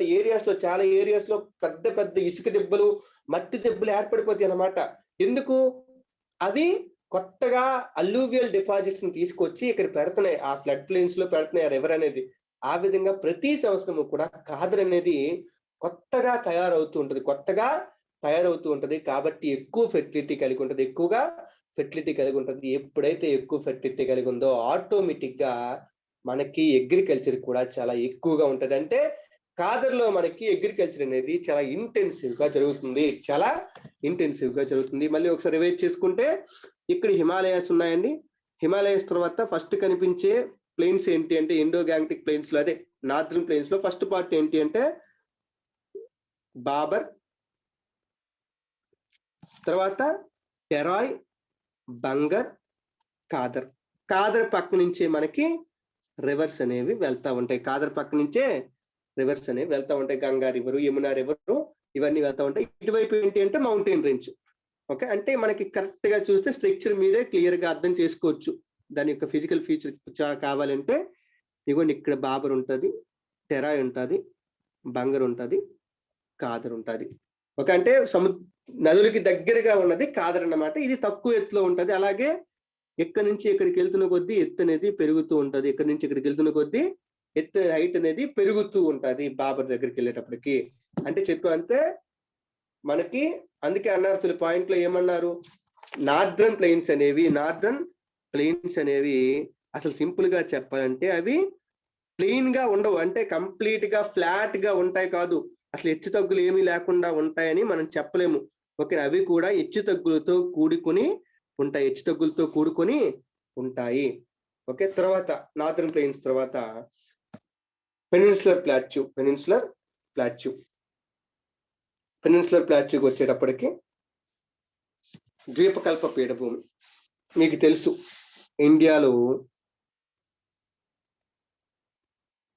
కింద వైపు ఇలా ట్యాపర్ అయ్యి ఉందని చెప్పాం. నియర్లీ 22.5 degrees నార్త్ లాటిట్యూడ్ నుంచి ఇండియా యొక్క సైజ్ అనేది అలా కంటిన్యూస్ గా తగ్గుతూ ఉంటది. ఏదో సముద్రంలోకి చొచ్చుకొని వెళ్తున్నట్టుగా దాన్నే ట్యాపర్ అంటారని చెప్పి కూడా మనం చెప్పాం. ట్యాపర్ అంటే ఏంటి? అలాగే సైజ్ తగ్గుతూ ఉండడం అనమాట, కంటిన్యూస్ గా తగ్గుతూ ఉండడం ట్యాపర్ అంటారు. ఓకేనా? ఆ విధంగా ఆ ప్రాంతం ఏదైతే ఉందో దాన్నే మనం పెనిన్సులర్ ప్లాట్యూ అని చెప్పి పిలుస్తామండి. Okay, the peninsular plateau is a table land composed of the bold crystalline igneous and metamorphic rocks. Peninsular plateau అనేది చాలా పురాతనమైన టేబుల్ ల్యాండ్ అంటే ఏంటి అంటే ఒక వెడల్పు చాలా ఎక్కువ రీజియన్ లో హై లెవెల్లో ఉన్న ప్రాంతం అనమాట. ఎక్కువ ఎత్తులో ఉన్న ప్రాంతాన్ని మనం టేబుల్ ల్యాండ్ అని చెప్పి పిలుస్తాం జియోగ్రఫీలో. ఓకే, ఇలాంటి ఒక ప్రాంతం అనమాట ఏది పెనిన్సులర్ ప్లాట్యూ. ఇది దేంతో తయారైంది? చాలా ప్రాచీనమైన క్రిస్టలిన్ రాక్స్ తోని, స్ఫటిక శిలలతోని, అలాగే ఇగ్నియస్ రాక్స్ తోని, మెటమార్ఫిక్ రాక్స్ అగ్నిశిలలు, అలాగే మెటమార్ఫిక్ అంటే రూపాంతర శిలలు, వీటితో మనకి పెనిన్సులర్ ప్లాట్యూ అనేది ఏర్పడింది. And it was formed due to the breaking and drifting of the Gondwana land and thus making it a part of the oldest land mass. ఇది మనకి ఎలా ఏర్పడింది పెనిన్సులర్ ప్లాట్యూ అంటే, గోండ్వానా అని చెప్పి ఒక ప్రాచీన భూభాగం ఉండేది, ప్రాచీన ఖండం ఉండేది, ఒక సూపర్ కాంటినెంట్ ఉండేది. ఆ సూపర్ కాంటినెంట్ లోంచి విరిగిపోయిన ఒక చిన్న మొక్కే మనకి present peninsular plateau, peninsular plateau, కాబట్టి ఇది ప్రపంచంలోనే one of the oldest land mass, ఒక ప్రాచీనమైన ల్యాండ్ మాస్ అండి. The plateau has broad and shallow valleys and rounded hills. ఈ ప్లాట్యూలో మనకి చాలా వెడల్పైన లోయలు కనిపిస్తాయి. బ్రాడ్ అండ్ షాలో అంటే డెప్త్ చాలా తక్కువ, డెప్త్ అనేది చాలా తక్కువ అనమాట, ఒక ఎక్కువ లోతు లేని వ్యాలీస్ కనిపిస్తాయి. అలాగే రౌండెడ్ హిల్స్ అంటే మనకి సింపుల్ గా చెప్పాలంటే స్మూత్ కర్వ్డ్ సర్ఫేస్ తో ఉన్న హిల్స్ అనేవి మనకి ఈ ప్రాంతంలో కనిపిస్తూ ఉంటాయి. This plateau consists of 2 broad divisions. ఈ ప్లాట్యూలో మనకి 2 మెయిన్ డివిజన్స్ ఉన్నాయి. బ్రాడ్ డివిజన్స్ ఏంటి అంటే, ఒకటి సెంట్రల్ హైలాండ్స్ అంటే నార్థర్న్ ప్లెయిన్స్ కి కింద ఉన్న ప్రాంతము సెంట్రల్ హైలాండ్స్ అండి. ఓకే, అలాగే డెక్కన్ ప్లాట్యూ, తెలంగాణ, మహారాష్ట్ర, కర్ణాటక వీటిలో ఉన్నది Deccan plateau. Okay, the part of peninsular plateau lying to the north of Narmada river, covering a major area of the Malwa plateau, is known as the Central Highlands. Okay, Narmada river కి ఉత్తరాన ఉన్న peninsular plateau ఏదైతే ఉందో, okay, మనం present day Malwa plateau, Bundelkhand plateau, చోటా Nagpur plateau, ఈ ప్రాంతం అంతా ఏదైతే ఉందో దాన్ని మనం సెంట్రల్ హైలాండ్స్ అని చెప్పి పిలుస్తాము. నర్మదా రివర్ కి పైన, నార్థర్న్ ప్లెయిన్స్ కి కింద. ఓకే, నర్మదా రివర్ ఇలా ఉందనుకోండి, ఒకవేళ నార్థర్న్ ప్లెయిన్స్ ఇలా ఉన్నాయనుకోండి, ఈ రెండింటికి మధ్యలో ఉన్న ప్రాంతాన్ని మనం సెంట్రల్ హైలాండ్స్ అని చెప్పి పిలుస్తామండి. The Vindhyan range is bounded by the Satpura range on the south and the Aravalis on the north west. Okay, ఇండియాకి మధ్యలో అంటే నర్మదా రివర్ అన్నాం. నర్మదా రివర్ కి పై వైపు మనకి ఏమున్నాయి, సెంట్రల్ హైలాండ్స్ ఉన్నాయి. ఆ నర్మదా రివర్ కి పైన సెంట్రల్ హైలాండ్స్ ఉన్నాయి కదా, ఆ సెంట్రల్ హైలాండ్స్ లో ఒక భాగమే వింధ్యాస్. ఓకేనా, ఈ వింధ్యా పర్వతాలకి కింద వైపు ఏమో సాత్పురా రేంజ్, అలాగే నార్త్ వెస్ట్ డైరెక్షన్ లో ఆరావళి రేంజ్ లొకేట్ అయి ఉన్న, నార్త్ వెస్ట్ డైరెక్షన్ లో ఆరావళి రేంజ్ లొకేట్ అయి ఉన్నాయి. The further westward extension gradually merges with the sandy and rocky deserts of Rajasthan. అలాగే ఇంకా వెస్ట్కి వెళ్ళామనుకోండి, ఆరావలీసు, వింధ్యాస్ నుంచి ఇంకా వెస్ట్కి వెళ్తే అదే పెనిన్సులర్ ప్లాట్యూ అలా వెస్ట్ వైపుకి వెళ్ళే కొద్దీ అది అలా గ్రాడ్యువల్ గా రాజస్థాన్ లోని గ్రేట్ ఇండియన్ డెజర్ట్ తో కలిసిపోతుంది. The flow of the rivers draining this region, namely the Chambal, Sindh, Betwa and Ken is from southwest to northeast, thus indicating the slope. అయితే ఈ ప్రాంతం ఉంది చూసారా, ఈ ప్రాంతంలో ఉన్న నదులు సౌత్ వెస్ట్ డైరెక్షన్ నుంచి నార్త్ ఈస్ట్ డైరెక్షన్ లోకి వెళ్తా ఉన్నాయి. సౌత్ వెస్ట్ డైరెక్షన్ నుంచి నార్త్ ఈస్ట్ డైరెక్షన్ లోకి, అంటే నైరుతి నుంచి ఈశాన్యం వైపు ప్రయాణిస్తూ ఉన్నాయి. ఏంటవి, చంబల్, సింధ్, బెట్వా, కేన్, ఇవన్నీ కూడా. అంటే దీన్ని బట్టి మనం ఏమర్థం చేసుకోవచ్చు, దాని స్లోపు అంటే సెంట్రల్ హైలాండ్స్ యొక్క స్లోప్ అనేది ఈ డైరెక్షన్ లో సౌత్ వెస్ట్ నుంచి నార్త్ ఈస్ట్ డైరెక్షన్ లో ఉంది అని చెప్పి మనం అర్థం చేసుకోవచ్చు. The central highlands are wider in west but narrower in the east. అలాగే సెంట్రల్ హైలాండ్స్ ఏమో వెస్ట్ లోనేమో చాలా వైడర్ గా ఉంటాయండి, చాలా వైడ్ గా ఉంటాయి. అదే ఈస్ట్ లోకి వచ్చేటప్పటికి వాటి యొక్క విడ్త్ అనేది తగ్గిపోతూ ఉంటుంది. The eastward extension of this plateau. Okay, eastward extension అంటే ఈ ప్లాట్యూ యొక్క ఈస్ట్వర్డ్ ఎక్స్టెన్షన్ ని మనము Bundelkhand plateau and Baghelkhand plateau అని చెప్పి పిలుస్తాం. Bundelkhand plateau and Baghelkhand plateau అని చెప్పి పిలుస్తాం.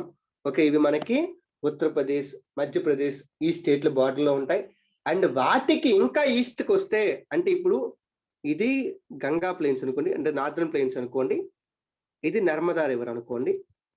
ఇక్కడ మనకి ఫస్ట్ పార్ట్ మాల్వా ప్లాట్యూ, తర్వాత Bundelkhand, Baghelkhand east ward extension.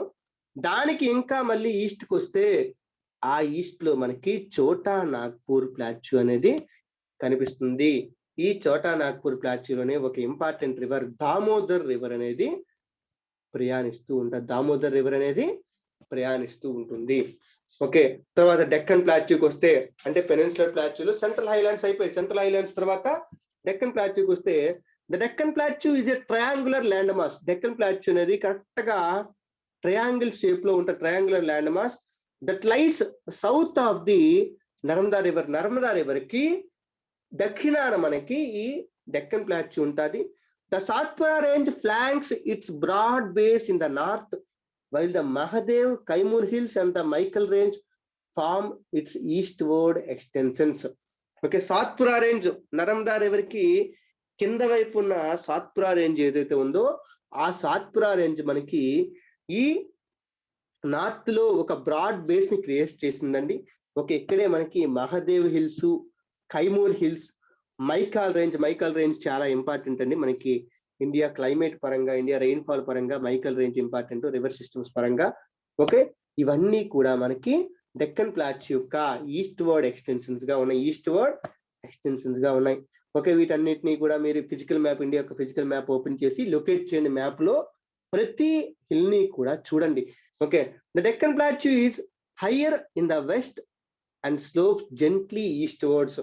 ఈ డెక్కన్ ప్లాట్యూ అంటే వెస్ట్ ప్రాంతంలో చాలా హైట్ గా ఉంది. ఓకే, అలాగే ఈస్ట్ ప్రాంతంలో చాలా తక్కువ ఎత్తుతో ఉంది. అందువల్ల మనకి దీని యొక్క స్లోప్ ఎటువైపు ఉంటుంది అంటే వెస్ట్ నుంచి ఈస్ట్ వైపు ఉంటుంది. అది మనం ఎలా చెప్పగలము?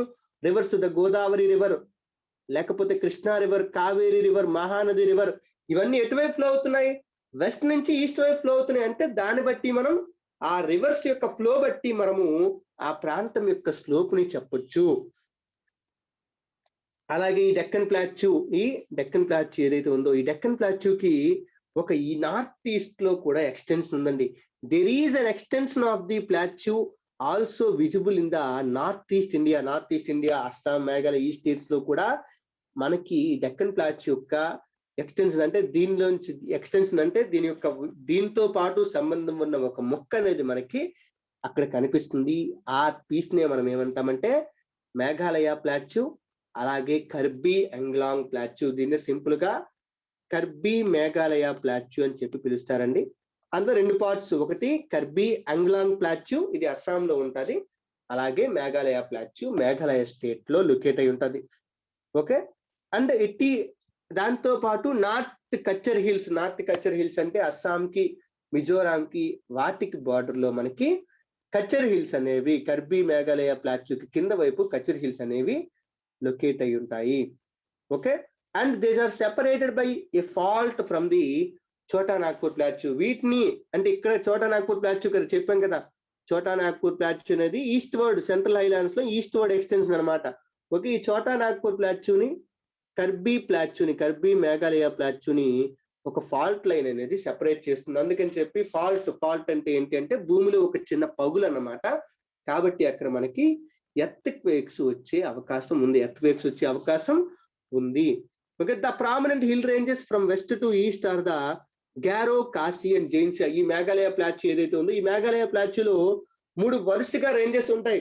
ఓకే, 3 వరుస మౌంటైన్ రేంజెస్ ఉంటాయి. ఇలా పక్క పక్కన 3 మౌంటైన్ రేంజెస్ ఏంటంటే 1 గ్యారో, 2 కాశీ, 3 జైన్సియా. అలాగే ఈ వెస్టర్న్ ఘాట్స్ లోనే మనకి డెక్కన్ ప్లాట్యూలోనే 2 పర్వత ప్రాంతాలు కూడా ఉన్నాయి. ఏంటివి? Western Ghats and eastern Ghats mark the western and eastern edge of the Deccan plateau. ఇది డెక్కన్ ప్లాట్యూ అనుకుంటే ఈ డెక్కన్ ప్లాట్యూకి వెస్ట్ డైరెక్షన్ లో వెస్టర్న్ ఘాట్స్, ఈస్ట్ డైరెక్షన్ లో ఈస్టర్న్ ఘాట్స్ అనేవి బౌండరీస్ గా ఉన్నాయి. And the Western Ghats lies parallel to the Western Ghats అనేవి కంప్లీట్ గా వెస్ట్ కోస్ట్ కి అంటే అరేబియన్ సీ కోస్ట్ కి ప్యారలల్ గా ఉంటాయండి. ఇలా ప్యారలల్ గా రన్ అవుతూ ఉంటాయి. They are continuous. అవి కంటిన్యూస్ అంటే ఎక్కడ కూడా గ్యాప్స్ ఉండవన్నమాట. చాలా కంటిన్యూగా ఉంటాయి. ఎక్కడో ఒక దగ్గర కరెక్ట్ గా ఎక్కడ అంటే ఈ పాల్ఘాట్ అనే ప్రాంతంలో మాత్రమే నియర్లీ కొంత డిస్కంటిన్యూటీ కనిపిస్తుంది. అది కేరళలో ఉంటది. మిగతా అంతా కూడా ఈ వెస్టర్న్ ఘాట్స్ కంటిన్యూస్ గా ఉంటాయి. Okay, they are continuous and can be crossed through passes only. ఒకవేళ ఈ వెస్టర్న్ ఘాట్స్ ని క్రాస్ చేయాలి, ఒకవైపు నుంచి ఒక వైపుకి వెళ్ళాలి అంటే ఖచ్చితంగా మనకి మౌంటైన్ పాసెస్ ని ఉపయోగించాలి. అంటే అంతకు మించి ఇంకొక ఛాన్స్ లేదు. ఓకే, అలాగే మీకు ఇక్కడ ఇచ్చారు తాల్ ఘాట్, బోర్ ఘాట్, పాల్ ఘాట్ అని 3 ఘాట్లు ఇచ్చారు. మీరు ఇండియా మ్యాప్ ఓపెన్ చేసి తాల్ ఘాట్ ఎక్కడుంది, బోర్ ఘాట్ ఎక్కడుంది, పాల్ ఘాట్ నేను చెప్పాను, పాల్ ఘాట్ అనేది కేరళలో ఉందండి. దాన్ని పాలక్కడ్ డిస్ట్రిక్ట్ కూడా ఉంటుంది. ఓకే, అలాగే తాల్ ఘాట్, బోర్ ఘాట్ ఎక్కడున్నాయో లొకేట్ చేయండి. ఒకవేళ మ్యాప్ లో దొరకకపోతే నెట్ లో సెర్చ్ చేసి అవి ఎక్కడున్నాయో రాసుకోండి. Okay, Thal Ghat, Bhor Ghat and Pal Ghat. అలాగే the Western Ghats are higher than the Eastern Ghats. Eastern Ghats తో పోలిస్తే వెస్టర్న్ ఘాట్స్ చాలా ఎక్కువ హైట్ లో ఉన్నాయండి. దీని average elevation is 900 to 1600 meters against 600 meters of the eastern ghats. Eastern Ghats ఏమో కేవలం 600 మీటర్ల యావరేజ్ హైట్ తో ఉన్నాయంటండి. దానికి ఆపోజిట్ గా వెస్టర్న్ ఘాట్స్ ఏమో నియర్లీ 900 నుంచి 1600 మీటర్ల హైట్ వరకు కూడా ఉన్నాయి. 1600 మీటర్ల యావరేజ్ హైట్ తో ఉన్నాయి ఏవి వెస్టర్న్ ఘాట్స్. అంటే మీరు కంపేర్ చేయాలంటే వెస్టర్న్ ఘాట్స్ అనేవి శివాలిక్ హిల్స్ కంటే ఎత్తైన పర్వతాలు కొంతవరకు చూసుకుంటే. ఓకే, కానీ ఈస్టర్న్ ఘాట్స్ మాత్రం చాలా తక్కువ ఎత్తు. నియర్లీ వాటి యొక్క యావరేజ్ హైట్ 600 meters మాత్రమే. ద ఈస్టర్న్ ఘాట్స్ గురించి చూసుకుంటే eastern Ghats stretch from Mahanadi river valley to Nilgiris. Okay, ఇక్కడ మహానది రివర్ వ్యాలీ అంటే ఒడిస్సా నుంచి మనకి ఇక్కడ నీలగిరి పర్వతాలు ఉంటాయి. నీలగిరి పర్వతాల వరకు కూడా మనకి ఈ ఈస్టర్న్ ఘాట్స్ అనేవి కనిపిస్తూ ఉంటాయండి. Okay, but the Eastern Ghats are discontinuous and irregular and dissected by rivers draining into the Bay of Bengal. ఇవి కంటిన్యూస్ రేంజెస్ కాదండి. వెస్టర్న్ ఘాట్స్ అనేవి కంటిన్యూస్ రేంజెస్ అనమాట. కానీ ఈస్టర్న్ ఘాట్స్ ఏంటి అంటే చిన్న చిన్న మొక్కలుగా ఉన్నాయి. ఎందుకంటే ఈ హిమాలయస్ పెనిన్సులర్ రివర్స్, గోదావరి, కృష్ణ, మహానది ఏవైతే ఉన్నాయో ఈ రివర్స్ అన్ని కూడా ఏం చేస్తాయంటే వీటిని కట్ చేసేస్తా ఉన్నాయి. ఎక్కడ పడితే అక్కడ కట్ చేస్తూ మనకి ఒక కంటిన్యూస్ గా కాకుండా ఇర్రెగ్యులర్ గా, డిస్కంటిన్యూస్ గా ఉండే మౌంటైన్ రేంజ్ ని ఏర్పరిచాయి. అంటే ఈస్టర్న్ ఘాట్స్ అనేవి ఒక డిస్కంటిన్యూస్ రేంజెస్. ఒక ఇవి బంగాళాఖాతంలో కలిపే నదుల వల్ల చిన్న చిన్న మొక్కలుగా విడిపోయాయి. The Western Ghats cause orographic rain by facing the rain bearing moist winds to rise along the western slope of the ghats. Okay, ఈ వెస్టర్న్ ఘాట్స్ యొక్క మెయిన్ యూజ్ అండి, చాలా ఇంపార్టెంట్ యూజ్, ఇది ఖచ్చితంగా గుర్తుపెట్టుకోవాలి. ఓకే, వెస్టర్న్ ఘాట్స్ ఏం చేస్తాయంటే సముద్రం మీద నుంచి వచ్చే విండ్స్ ఏవైతే ఉంటాయి, మాయిస్ట్ విండ్స్ అంటే తడి, కొంత వాటర్ వేపర్ కలిగి ఉండే విండ్స్ ఏవైతే ఉంటాయో ఆ విండ్స్ ని అడ్డుకొని అవి పైకి లేచేటట్టుగా చేస్తాయి. ఓకే, ఇవి పైకి లేయడం వల్ల ఏమవుద్ది అంటే అక్కడ రెయిన్ ఫాల్ రావడం అనేది జరుగుతుంది. ఆ రెయిన్ ఫాల్ అలా పర్వతాల ఒక విండ్ అనేది ఒక పర్వతాన్ని తగిలి పర్వతాన్ని అడ్డొచ్చినప్పుడు అప్పుడు ఈ విండ్ పైకి రైజ్ అవుద్ది. అలా పైకి రైజ్ అవ్వడం వల్ల క్లౌడ్ ఫార్మేషన్ జరుగుతుంది. ఇలా క్లౌడ్ ఫార్మేషన్ జరిగి రెయిన్ ఫాల్ వస్తుంది. అలా రెయిన్ ఫాల్ వస్తే దాన్నే మనం ఓరోగ్రఫిక్ రెయిన్ అని చెప్పి పిలుస్తాము. ఈ వెస్టర్న్ ఘాట్స్ వల్లే మనకి ఓరోగ్రఫిక్ రెయిన్ వస్తుంది. ఒకసారి చూసుకొని గుర్తుపెట్టుకోండి. ఒకవేళ వెస్టర్న్ ఘాట్స్ అనేవి లేకపోతే నార్త్ ఇండియా పక్కన పెడితే సౌత్ ఇండియాకి వాటర్ అవైలబిలిటీ అసలు ఉండదు. ఓకే, వెస్టర్న్ ఘాట్స్ ఎందుకంటే Godavari, Krishna, Kaveri reverse, major reverse అన్ని కూడా మనకి ఆ రీజియన్ లోనే ఆరిజినేట్ అవుతున్నాయి. వాటికి కారణం వెస్టర్న్ ఘాట్సే. వెస్టర్న్ ఘాట్స్ అనేవే లేకపోతే రెయిన్ ఫాల్ చాలా తక్కువ. అసలు మనకి ఇండియాకి ఎంత వాటర్ అవైలబిలిటీ ఉంటుందని కూడా మనం చెప్పలేము.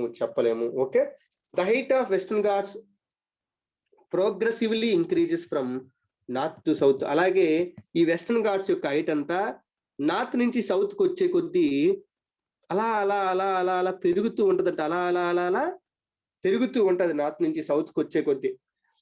ఓకేనా, and the Western Ghats are known by different local names. వాటిని ఒక్కొక్క ప్రాంతంలో ఒక్కొక్క పేరుతో పిలుస్తారు. సహ్యాద్రిస్ అని, బాబా బుడాన్ హిల్స్ అని, ఇలా ఒక్కొక్క ప్రాంతంలో ఒక్కొక్క పేరుతో పిలుస్తారు. ఓకే, అలాగే ఇందులో కొన్ని హైయెస్ట్ పీక్స్ ఉన్నాయి. సౌత్ ఇండియాలోనే హైయెస్ట్ పీక్స్ కూడా ఇందులో ఉన్నాయండి. ఏంటి అంటే the highest peak Anaimudi, Annamalai hills లో ఉంటది అనైముడి, అండ్ దొడబెట్ట. ఓకే, ఈ రెండు కూడా ఇందులో హైయెస్ట్ పీక్స్ అన్నమాట అనయముడి అండ్ దొడబెట్ట. అలాగే ఈస్టర్న్ ఘాట్స్ లోకి వచ్చేటప్పటికి హైయెస్ట్ పీక్ యొక్క హైట్ ఎంత అంటే 1501 మీటర్స్ అంతే. చూడండి, వీటితో కంపేర్ చేస్తే 2600 మీటర్లు ఎక్కడ, 1500 మీటర్స్ ఎక్కడ. అందుకే ఈస్టర్న్ ఘాట్స్ అనేవి చాలా తక్కువ ఎత్తైన పర్వతాలు, చాలా తక్కువ ఎత్తైన పర్వతాలు. అలాగే వీటితో పాటు మనకి సెవరాయ్ హిల్స్ అండ్ జావాది హిల్స్ అనేవి కూడా మనకి ఈస్టర్న్ ఘాట్స్ యొక్క సౌత్ ఈస్ట్ డైరెక్షన్ అంటే తమిళనాడు స్టేట్ లో మనకి సెవరాయ్ హిల్స్ అనేవి లొకేట్ అయి ఉంటాయి. సెవరాయ్ హిల్స్ అండ్ జావాది హిల్స్ అనేవి లొకేట్ అయి ఉంటాయి. సెవరాయ్ హిల్స్ అనేవి లొకేట్ అయి ఉంటాయి. అలాగే మీకు ఇంకొక టాస్క్ కూడా ఇచ్చాడు, ఓకేనా. ఈ వెస్టర్న్ ఘాట్స్ లో మనకి కొన్ని ఇంపార్టెంట్ హిల్ స్టేషన్స్ ఉన్నాయి. అదే ఊటీ అండ్ కొడైకెనాల్. వీటిని అక్కడ లొకేట్ చేయండి. ఊటీ అండ్ కొడైకెనాల్ ఎక్కడ ఉన్నాయి, ఏ హిల్స్ లో ఉన్నాయి, ఊటీ ఏ హిల్స్ లో ఉంది, కొడైకెనాల్ ఏ హిల్స్ లో ఉంది అని లొకేట్ చేయమని చెప్పి కూడా మీకు ఇక్కడ ఒక టాస్క్ ఇచ్చాడు. మీరు మ్యాప్ లో క్లియర్ గా చూస్తే ఊటీ ఎక్కడ ఉంది, కొడైకెనాల్ ఎక్కడ ఉందని మీకు క్లియర్ గా కనిపిస్తుంది ఆ క్లాస్ లో. ఓకే, తర్వాత one of the distinctive feature of the peninsular plateau is the black soil area known as Deccan trap. Okay, అలాగే ఈ పెనిన్సులర్ ప్లాట్యూలో ఒక డిస్టింక్టివ్ ఫీచర్ అంటే ఒక స్పెషల్ ఫీచర్ అంటే అన్నింటితో దీన్ని వేరు చేసే స్పెషల్ ఫీచర్ ఏంటి అంటే బ్లాక్ సాయిల్ ని కలిగి ఉన్న Deccan traps. Deccan traps, okay, Deccan traps చాలా ఇంపార్టెంట్ అండి. డెక్కన్ ట్రాప్స్ అనేది ఓకే కంప్లీట్ గా బ్లాక్ సాయిల్ తో కవర్ అయి ఉన్న డెక్కన్ ట్రాప్ ఏరియా దీని యొక్క ఒక విభిన్నమైన ఫీచర్ అన్నమాట. ఈ డెక్కన్ ట్రాప్ ఎలా ఏర్పడింది? This is of volcanic origin, hence the rocks are igneous. ఈ డెక్కన్ ట్రాప్ అనేది వల్కానిక్ ఎరప్షన్ వల్ల కొన్ని మిలియన్ సంవత్సరాల క్రితం, నియర్లీ 120 మిలియన్ సంవత్సరాల క్రితము ఒక పెద్ద వల్కానిక్ ఎరప్షన్ జరగడం వల్ల మనకి డెక్కన్ ట్రాప్స్ అనేవి ఏర్పడ్డాయి. కాబట్టి వల్కనోస్ వల్ల ఏర్పడ్డాయి కాబట్టి ఖచ్చితంగా ఇవి ఏ రాక్స్ అండి? ఇగ్నియస్ రాక్స్, అగ్నిశిలలు. Okay, actually these rocks have denuded over time and are responsible for the formation of black soils. ఈ రాళ్లే చాలా సంవత్సరాల పాటు డెనూడేషన్ అంటే క్రమక్షయం అంటారు కదా, క్రమక్షయానికి గురవ్వడం వల్ల, ఎరోజన్కి గురవ్వడం వల్ల మనకి ఆ రాళ్లే మనకి బ్లాక్ సాయిల్ గా ఏర్పడ్డాయి. The Aravali hills lie on the western and north western margins of the peninsular plateau. అలాగే మా పెనిన్సులర్ ప్లాట్యూకి వెస్ట్ లోను నార్త్ వెస్ట్ లోను మనకి ఆరావళి హిల్స్ లొకేట్ అయి ఉంటాయి. ఇవి బాగా ఎరోడ్ అయిపోయిన హిల్స్ అండి, ఎప్పుడో ఏర్పడ్డాయి, చాలా పురాతన, ప్రపంచంలోనే అత్యంత పురాతనమైన ముడితి పర్వతాన్ని ఫోల్డ్ మౌంటైన్స్ అనేవి. అందువల్ల ఇప్పుడు బాగా ఎరోజన్ జరిగిపోయి ఇవి చిన్న చిన్న మొక్కలుగా మాత్రమే మనకి ఇప్పుడు కనిపిస్తాయి, బ్రోకెన్ హిల్స్ రూపంలోనే కనిపిస్తాయి. ఇవి మనకి గుజరాత్ నుంచి ఢిల్లీ వరకు కూడా సౌత్ వెస్ట్ నుంచి నార్త్ ఈస్ట్ డైరెక్షన్ లో లొకేట్ అయి ఉంటాయి. ఈ ఓరియంటేషన్ లో ఇది సౌత్ వెస్ట్, ఓకే, ఇదే కదా NEWS. ఓకే, సౌత్ వెస్ట్ నుంచి నార్త్ ఈస్ట్ డైరెక్షన్ లో మనకి ఈ ఆరావళి హిల్స్ అనేవి గుజరాత్ నుంచి ఢిల్లీ వరకు కూడా స్ప్రెడ్ అయి ఉంటాయి. గుజరాత్ నుంచి ఢిల్లీ వరకు కూడా స్ప్రెడ్ అయి ఉంటాయి. తర్వాత ద ఇండియన్ డిజర్ట్, ఇంకొక landform Indian desert, the great Indian desert, దాన్ని మనం థార్ డిజర్ట్ అంటాము. ఇది ఆరావళి హిల్స్ కి వెస్ట్ డైరెక్షన్ లో మనకి ఈ థార్ డిజర్ట్ అనేది లొకేట్ అయింది. It is an undulating sandy plain covered with sand dunes. ఇది ఒక అండులేటింగ్ శాండీ ప్లెయిన్. అండులేటింగ్ అంటే ఒక వేవ్స్ లాగా తరంగాల రూపంలో కనిపిస్తే, ఎత్తు దిగులతో తరంగాల రూపంలో కనిపించే ఒక శాండ్ ప్లెయిన్ అన్నమాట. And it is covered with sand dunes. Dune అనే పదం మనం అన్నాం కదా, డ్యూన్ అంటే ఇసుకతో ఏర్పడిన కొండ, ఇసుక దిబ్బ అన్నమాట. ఓకే, ఇది ఎక్కువగా మనకి శాండ్ డ్యూన్స్ తో కనిపిస్తుంది. And this region receives very low rainfall below 150 millimeter per year. Okay, India average 125 centimetres అనుకుంటే, 120 నుంచి 125 సెంటీమీటర్స్ అనుకుంటే, అందులో కేవలం ఈ ప్రాంతానికి 15 సెంటీమీటర్స్ రెయిన్ఫాల్ మాత్రమే వచ్చింది. అంటే చాలా తక్కువ, వాటర్ అవైలబిలిటీ అసలు ఉండదన్నమాట. ఇట్ హ్యాస్ ఎరిడ్ క్లైమేట్, అంటే కంప్లీట్ గా డ్రై క్లైమేట్ ఉంటుంది విత్ లో వెజిటేషన్ కవర్. అసలే మొక్కలు అసలు ఎక్కడ కనిపించవు, చాలా తక్కువ వెజిటేషన్ కవర్ ఉంటుంది. స్ట్రీమ్స్, కొన్ని వాగులు కనిపిస్తాయి ఎప్పుడు? During the rainy season. అప్పుడప్పుడు రైనీ సీజన్ లో కొన్ని వాగులు కనిపిస్తాయి, కానీ వెంటనే రైనీ సీజన్ అయిపోగానే అవి డిసిపియర్ అయిపోతాయి. ఎందుకంటే వాటిలో సరిపడా నీళ్ళు లేదు కాబట్టి ఆ నీరంతా కూడా ఇసుకలోకి ఇంకిపోయి మనకి ఆ వాగులు ఇంకా కనిపించవు. ఓకే, అయితే ఆ ప్రాంతంలో కూడా ఒక ఇంపార్టెంట్ రివర్ ఉంది. ఆ రివర్ పేరు ఏంటి అంటే Luni is the only large river in this reason. ఈ రీజియన్ లో ఒక ఇంపార్టెంట్ రివర్ ఏది అంటే లూని రివర్ అనేది చాలా ఇంపార్టెంట్. ఇది ఆరావళి హిల్స్ కి ప్యారలల్ గా ఇలాగా రన్ అవుతూ ఉంటదండి. అలాగే ఇది సముద్రంలో కలవని రివర్ కి ఒక ఉదాహరణ అండి. సముద్రంలో కలవని రివర్ ని ఎండోరిక్ రివర్ సిస్టమ్స్ అని చెప్పి పిలుస్తారండి. ఎండోరిక్ సిస్టమ్స్ అని చెప్పి. ఓకే, అంటే ఇది సముద్రంలో కలవకుండా రాన్ ఆఫ్ కచ్ లో వెళ్ళి కలుస్తుందండి. రాన్ ఆఫ్ కచ్ గుజరాత్ లో ఉంటది. రాన్ ఆఫ్ కచ్. ఆ రాన్ ఆఫ్ కచ్ లో మనకి ఈ రివర్ అనేది లూని రివర్ అనేది జాయిన్ అవుతూ ఉంటుంది. ఓకే, అలాగే ఇక్కడ ఇంకొక ల్యాండ్ ఫామ్ కూడా ఇచ్చారు. మనం ఆల్రెడీ ప్రీవియస్ క్లాసెస్ లో చెప్పుకున్నామండి. బార్చన్ అంటే ఏంటంటే ఒక శాండ్ డ్యూన్ ఇలా ఈ షేప్ లో ఉంటది కదా. అయితే ఒక వైపు నుంచి గాలి ఫుల్ గా వీసింది అనుకోండి, ఆ డ్యూన్ ఏమవుద్ది అంటే ఇలా ఒక క్రెసెంట్ షేప్ లోకి మారిపోయింది. అంటే ఎలా క్రెసెంట్ అంటే ఏంటి, ఒక నెలవంక రూపంలోకి మారిపోయింది అనమాట. ఇలా ఒక నెలవంక అంటే ఇటు నుంచి బాగా గాలి వేస్తే ఇక్కడ ఉన్న ఇసుక అంతా కూడా బయటికి వెళ్ళిపోయింది. అందువల్ల లాస్ట్ కి మనకి ఒక నెలవంక రూపంలో ఒక ల్యాండ్ ఫామ్ ఏర్పడుతుంది. దాన్నే మనం బార్చన్స్ అని చెప్పి పిలుస్తాం. క్రెసెంట్ షేప్డ్ డ్యూన్స్ అన్నమాట. Okay, cover large areas.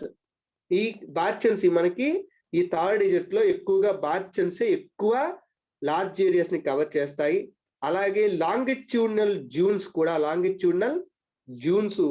మనకి ఎక్కువగా ఇండియా పాకిస్తాన్ బార్డర్ లో కనిపిస్తాయి. ఇండియా పాకిస్తాన్ బార్డర్ లో లాంగిట్యూడినల్ డ్యూన్స్ అంటే చాలా పొడవుగా ఉండే ఇసుక దెబ్బలు, అంటే చాలా ఎక్కువ ఏరియాలో స్ప్రెడ్ అయి ఉండే ఇసుక దెబ్బలు ఇండియా పాకిస్తాన్ బార్డర్ లో కనిపిస్తాయి. మిగతా రీజియన్ లో ఎక్కువగా బార్చన్స్ అనేవి కనిపిస్తాయి. ఓకే, అలాగే మీరు జైసల్మేర్ వెళ్ళారనుకోండి. మీరు జైసల్మేర్ వెళ్తే మీకు ఎక్కువగా ఈ బార్చన్లు డ్యూన్లు ఇవన్నీ కూడా కనిపిస్తాయి. Jaisalmer one of the driest regions of India. ఇండియాలోనే ఒక డ్రైయెస్ట్ రీజియన్ అండి. అక్కడికి వెళ్తే మనకి ఈ బార్చన్లు ఇవన్నీ కూడా కనిపిస్తాయి. రాజస్థాన్ లోనే పాకిస్తాన్ బార్డర్ కి దగ్గరలో మనకి ఈ జైసల్మేర్ ఉంటది. తర్వాత coastal plains. Next land form coastal plains అంటే సముద్ర తీర మైదానాలు. సముద్ర తీర మైదానం అంటే సముద్రం ఒడ్డున. అంటే ఏంటి, ఇండియాకి రెండు సముద్రాలు ఉన్నాయి. ఏంటి, ఒకటి వెస్ట్ కోస్ట్ లో అరేబియన్ సీ, ఈస్ట్ కోస్ట్ లో బే ఆఫ్ బెంగాల్. ఈ బే ఆఫ్ బెంగాల్ ఒడ్డున కానీ లేదా అరేబియన్ సీ ఒడ్డున కానీ ఉండే ప్లేన్స్ ఏవైతే ఉంటాయో వాటినే మనం కోస్టల్ ప్లేన్స్ అని చెప్పి పిలుస్తాం.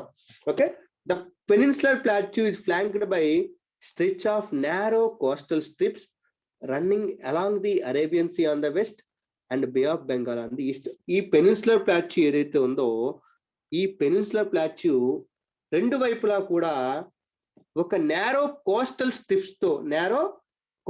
స్ట్రిప్స్ తో కవర్ అయి ఉందండి. ఆ నారో కోస్టల్ స్ట్రిప్స్ నే మనం ఏమంటామంటే కోస్టల్ ప్లేన్స్ అని చెప్పి పిలుస్తాము. అందులో వెస్ట్ వైపు ఏమో అరేబియన్ సీ కోస్ట్ లో ఏర్పడింది.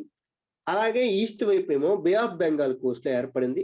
Okay, first the western coast తీసుకుంటే ఈ వెస్టర్న్ కోస్ట్ అనేది it is sandwiched between Western Ghats and Arabian Sea. ఇది ఒకవైపు వెస్టర్న్ ఘాట్స్, ఇంకొక వైపు అరేబియన్ సీ. ఇటువైపు ఏమో వెస్టర్న్ ఘాట్స్, ఇటువైపు ఏమో అరేబియన్ సీ. ఈ రెండింటికి మధ్యలో కూడా శాండ్విచ్ అయిపోయింది. శాండ్విచ్ అంటే మధ్యలో ఉండిపోవడం అనమాట. ఓకేనా, and it consist of 3 sections. ఈ వెస్ట్ కోస్టల్ ప్లేన్స్ లో 3 సెక్షన్స్ ఉన్నాయంట. ఒకటి కొంకన్, ముంబై, గోవా, మహారాష్ట్ర, గోవాలో ఉండేది కొంకన్ సెక్షన్. కొంకన్ కోస్ట్ అంటారు, కొంకన్ తీరం అని పిలుస్తారు. అలాగే సెంట్రల్ స్ట్రెచ్ కర్ణాటకలో ఉండేది కన్నాడ్ ప్లేన్స్. దీన్ని కెనరా ప్లేన్స్ అని కూడా పిలుస్తారు, కన్నాడ్ ప్లేన్స్. అలాగే కేరళలో సదరన్ స్ట్రెచ్ అంటే కేరళ ప్రాంతంలో ఉన్న దాన్ని మలబార్ కోస్ట్ అని చెప్పి పిలుస్తారు. మలబార్ గోల్డెన్ డైమండ్స్ మీరు వినే ఉంటారు. మలబార్ అనే పదం దేనికి సంబంధించింది అంటే కేరళకి సంబంధించింది కంప్లీట్ గా.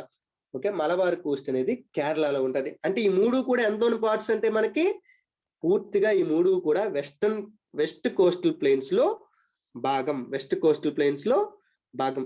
అలాగే బే ఆఫ్ బెంగాల్కి వచ్చేటప్పుడు ఇటువైపు వచ్చేటప్పటికి the plains along the Bay of Bengal are wide and level. Okay, మీకు రిప్రజెంట్ చేసాను చూడండి. వెస్ట్ కోస్టల్ ప్లేన్స్ ఏమో చాలా సన్నంగా ఉన్నాయి, కానీ ఈస్ట్ కోస్టల్ ప్లేన్స్ ఏమో చాలా వెడల్పుగా నేను మీకు రిప్రజెంట్ చేయడం జరిగింది. ఎందుకంటే east coastal plains Bay of Bengal దగ్గర ఈస్టర్న్ ఘాట్స్ కి మరియు బే ఆఫ్ బెంగాల్ కి మధ్యలో ఉన్న ఈస్ట్ కోస్టల్ ప్లేన్స్ అనేవి చాలా వెడల్పుగా ఉంటాయి మరియు లెవెల్ గా అంటే కంప్లీట్ గా ప్లెయిన్ గా ఉంటాయి. సర్ఫేస్ అంతా ప్లెయిన్ గా ఉంటాయి. ఓకే, ఇందులో నార్దర్న్ పార్ట్ ని నార్దర్న్ సర్కార్ అని పిలుస్తారు. నార్దర్న్ పార్ట్ అంటే ఆంధ్రప్రదేశ్, ఒడిస్సా స్టేట్స్ లో నార్దర్న్ సర్కార్ అని చెప్పి పిలుస్తారు. సర్కార్ తీరాలు అనమాట. Okay, while the southern part తమిళనాడులో పార్ట్ నేమో కోరమండల్ కోస్ట్ అని చెప్పి పిలుస్తారు. కోరమండల్ చోళ మండలం అనమాట. దాన్ని ఇంగ్లీష్ వాళ్ళు కోరమండల్ గా మార్చారు. ఓకే, అలాగే ఈ వీటిలో ఎక్కువగా ఈ తీర మైదానాలు ఏవి, ఈస్ట్ కోస్టల్ ప్లేన్స్ లో ఎక్కువగా మనకి డెల్టాస్ అనేవి కనిపిస్తాయి. Large reverse such as Mahanadi, Godavari, Krishna and Kaveri have formed extensive deltas on this Coast. ఈ కోస్ట్ లో మనకి పెద్ద పెద్ద రివర్స్ వస్తున్నాయి. ఒకటి మహానది, గోదావరి, కృష్ణ, అలాగే కావేరి. ఈ రివర్స్ అన్ని కలిసి మనకి పెద్ద డెల్టాస్ ని కూడా మనకి ఏర్పాటు చేయడం అనేది జరిగింది. అలాగే మహానది డెల్టా చూసిన మహానదికి డెల్టా కింద చిలికా లేక్ అనేది ఒక ఇంపార్టెంట్ లొకేషన్ అనమాట. మహానది డెల్టా కింద వైపు చిలికా లేక్ అనేది లొకేట్ ఉంటుంది. ఇక్కడ ఇచ్చే చూడండి, Chilika lake is the largest salt water lake in India. Chilika lake అనేది ఇండియాలోనే లార్జెస్ట్ సాల్ట్ వాటర్ లేక్ అంట, అంటే ఏరియాలో అతిపెద్ద లేక్ అంట. And it lies in the states of Odisha. Odisha state లో ఉంటుంది. And it is located to the south of Mahanadi delta. Mahanadi డెల్టాకి సౌత్ డైరెక్షన్ లో, మహానది డెల్టాకి సౌత్ డైరెక్షన్ లో మనకి చిలికా లేక్ అనేది లొకేట్ అయి ఉంటుంది. చిలికా లేక్ అనేది లొకేట్ అయి ఉంటుంది. ఈస్ట్ కోస్టల్ ప్లెయిన్స్ అయిపోయింది. తర్వాత last the final the islands. Okay, India చెప్పాను కదా జియోగ్రఫీ పరంగా మోస్ట్ డైవర్స్ కంట్రీ అన్నమాట. అన్ని రకాల ల్యాండ్ ఫామ్స్, అన్ని రకాల భౌగోళిక స్వరూపాలు ఇండియాలో ఉన్నాయి. అందులో ఒకటి last the islands. Okay, islands అంటే ఇండియా కోస్ట్ ఉంది, కోస్ట్ ఉండడం వల్ల ఐలాండ్ ఉంది. ఓకే, ఈ ఐలాండ్స్ గురించి కూడా మనం మాట్లాడుకోవాలి చివరిగా. Islands you have already scene that previous lesson లో మనం చదివాం. ఏంటది, ఇండియాకి ఇండియా చాలా పెద్ద మెయిన్ ల్యాండ్. అయితే ఈ మెయిన్ ల్యాండ్ లో కొన్ని ఐలాండ్స్ కూడా ఉన్నాయి. The country has 2 groups of islands. Okay, ఒకటి వెస్ట్ లో అరేబియన్ సీలో లక్షద్వీపులు ఉన్నాయి. అలాగే రెండోది ఈస్ట్ లో అండమాన్ ఐలాండ్స్ ఉన్నాయని చెప్పి మనం ప్రీవియస్ క్లాసెస్ లో చెప్పుకోవడం జరిగింది. ఓకే, మీకు చెప్తున్నాడు ఇక్కడ locate Lakshadweep islands group lying close to the Malabar Coast of Kerala. కేరళలో మలబార్ కోస్ట్ కి దగ్గరలో మనకి లక్షద్వీపులు అనే ఒక చిన్న ఐలాండ్స్ ఉంటాయి. వాటిని లొకేట్ చేయమంటున్నారు. ఈ islands, this group of islands is composed of small coral islands. ఈ లక్షద్వీపులు అనేవి మెయిన్ ఎక్కువగా కోరల్ రీఫ్స్ తో ఏర్పడ్డాయి. ప్రవాళాలు లేకపోతే పగడపు దీవులు అంటారు, మీరు వినే ఉంటారు. ఓకే, ఈ పగడపు దీవులతో కోరల్ రీఫ్స్ తో మనకి ఈ లక్షద్వీపులు అనేవి ఏర్పడ్డాయి. వీటిని ఒకప్పుడు బ్రిటిష్ అంటే స్వాతంత్రానికి పూర్వము లక్కదీవ్, మినుకాయ్ అండ్ అమెనదీవ్ అని 3 పేర్లతో పిలిచేవారు. అంటే 3 వేరు వేరు లొకేషన్స్ అనమాట. ఒకటి లక్కదీవులు వేరు, మినుకాయ్ అంటే మీకు చెప్పాను మాల్దీవ్స్ కి దగ్గరలో ఉండే ఐలాండ్ మినుకాయ్ ఐలాండ్ అని చెప్పాను. ఓకేనా, అలాగే అమెనదీవ్. ఈ 3 ఐలాండ్స్ ని కలిపి 1973లో లక్షద్వీపులు అని చెప్పి పేరు పెట్టారు. లక్షద్వీపులు అని చెప్పి పేరు పెట్టారు. లక్షద్వీపులు ఉన్నాయని, లక్షద్వీపుల పేరు ఉంది కానీ అక్కడ లక్షద్వీపులు అయితే ఉండవండి. ఓకే, ఇది చాలా తక్కువ ఏరియా కవర్ చేస్తుంది. ఇట్ కవర్స్ ఈ small area of 32 square kilometre. 32 square kilo అంటే ఒక సిటీకి ఉన్న ఏరియా కూడా దీనికి లేదనమాట. 32 స్క్వేర్ కిలోమీటర్ ఏరియాలో మనకి ఈ లక్షద్వీప్స్ స్ప్రెడ్ అయి ఉంది. అందులో కవరత్తి అనే ఒక ఐలాండ్ ఉంటుంది. అది లక్షద్వీపుల యొక్క హెడ్ క్వార్టర్స్ అనమాట. లక్షద్వీపుల యొక్క అడ్మినిస్ట్రేటివ్ హెడ్ క్వార్టర్స్. అంటే లక్షద్వీపుల యొక్క అడ్మినిస్ట్రేషన్ అంతా కూడా కవరత్తి నుంచి జరుగుతుంది. అంటే దాని యొక్క అడ్మినిస్ట్రేటర్ ఎవరైతే ఉంటారో అతను కవరత్తిలో ఉంటారనమాట. This island group has great diversity of flora and fauna. ఈ ఐలాండ్ గ్రూప్ లో ఫ్లోరా అండ్ ఫౌనా అంటే వృక్షాలు కానీ, ఫౌనా అంటే జంతు సంపద కానీ చాలా ఎక్కువగా ఉంది. అందులో ఒక పిట్టి ఐలాండ్ అని చెప్పి ఒక ఐలాండ్ ఉంది. పిట్టి ఐలాండ్. ఈ ఐలాండ్స్ లో పిట్టి అనే ఒక ఐలాండ్ ఉంది. ఇది ఒక అన్ఇన్హాబిటెడ్ అంటే ప్రజా సంచారం, జనజీవనం లేని ఒక ఐలాండ్ అనమాట. ఇది ఒక బర్డ్ శాంక్చురీగా గవర్నమెంట్ ఆఫ్ ఇండియా కూడా రికగ్నైజ్ చేసిందంట. బర్డ్ శాంక్చురీగా కూడా రికగ్నైజ్ చేయబడింది పిట్టి ఐలాండ్. ఓకే, అలాగే మీకు ఇక్కడ కోరల్ రీఫ్స్ గురించి కూడా ఇచ్చాడు. కోరల్ రీఫ్స్ అంటే మేము ఫర్దర్ క్లాస్ లో మనం చదువుతాం. అయితే ఇక్కడ కోరల్ రీఫ్, ఇక్కడ లక్షద్వీపులు కోరల్ ఐలాండ్స్ అన్నాం. కోరల్స్ అంటే ఏంటో తెలియాలి కదా. Okay, coral polyps are short lived microscopic organisms which live in colonies. Coral polyp అనేది ఒక చిన్న జంతువు అండి. ఇది సముద్రంలో పెరిగే జంతువు. ఓకే, ఇది ఒక మైక్రోస్కోపిక్ చాలా చిన్న ఆర్గానిజము. అయితే ఇది చాలా తక్కువ కాలం బతుకుద్ది, కానీ కాలనీస్ గా బతుకుద్ది. అంటే అన్ని కలిపి ఒకే దగ్గర బతుకుతాయి అనమాట. అంటే ఒక దగ్గర వేరు వేరు దగ్గర బతకమనమాట. మొత్తం అన్ని కలిపి, మొత్తం కోరల్ పాలిప్స్ అన్ని కలిసి ఒకే దగ్గర బతుకుతాయి. అయితే ఇవి ఎక్కువగా ఎక్కడ బతుకుతాయి, బాగా బతికే చోటు ఏది? The flourish. ఫ్లోరిష్ అంటే వెలుగుంతా. ఎక్కడ బాగా పెరుగుతాయంటే shallow, mud free and warm waters. తక్కువ లోతు కలిగిన, ఎటువంటి బురద లేని వేడి నీటిలో. వామ్ అంటే చన్నీటిలో అయితే పెరగలేవండి. అంటే పోలార్ రీజియన్స్ లో ఇలాంటి దగ్గర మనకి ఇవి కనిపించవన్నమాట. ఓకే, తక్కువ లోతు కలిగిన, తక్కువ లోతు అంటే సముద్ర తీరంలోనే. సముద్రానికి తీరం నుంచి లోపలికి వెళ్ళే కొద్ది ఏమవుద్ది, లోతు పెరిగిపోతుంటది. అందుకే సముద్ర తీరంలో. మడ్ ఫ్రీ అంటే ఎటువంటి మట్టి లేని ప్రాంతాల. మట్టి అంటే నీటిలో చాలా దగ్గర బురద బురదగా ఉంటది నీరంతా కూడా. మడ్ ఫ్రీ ఏరియాలో, అలాగే వేడి నీరున్న ప్రాంతాల్లో ఈ కోరల్స్ అనేవి బతుకుతాయి.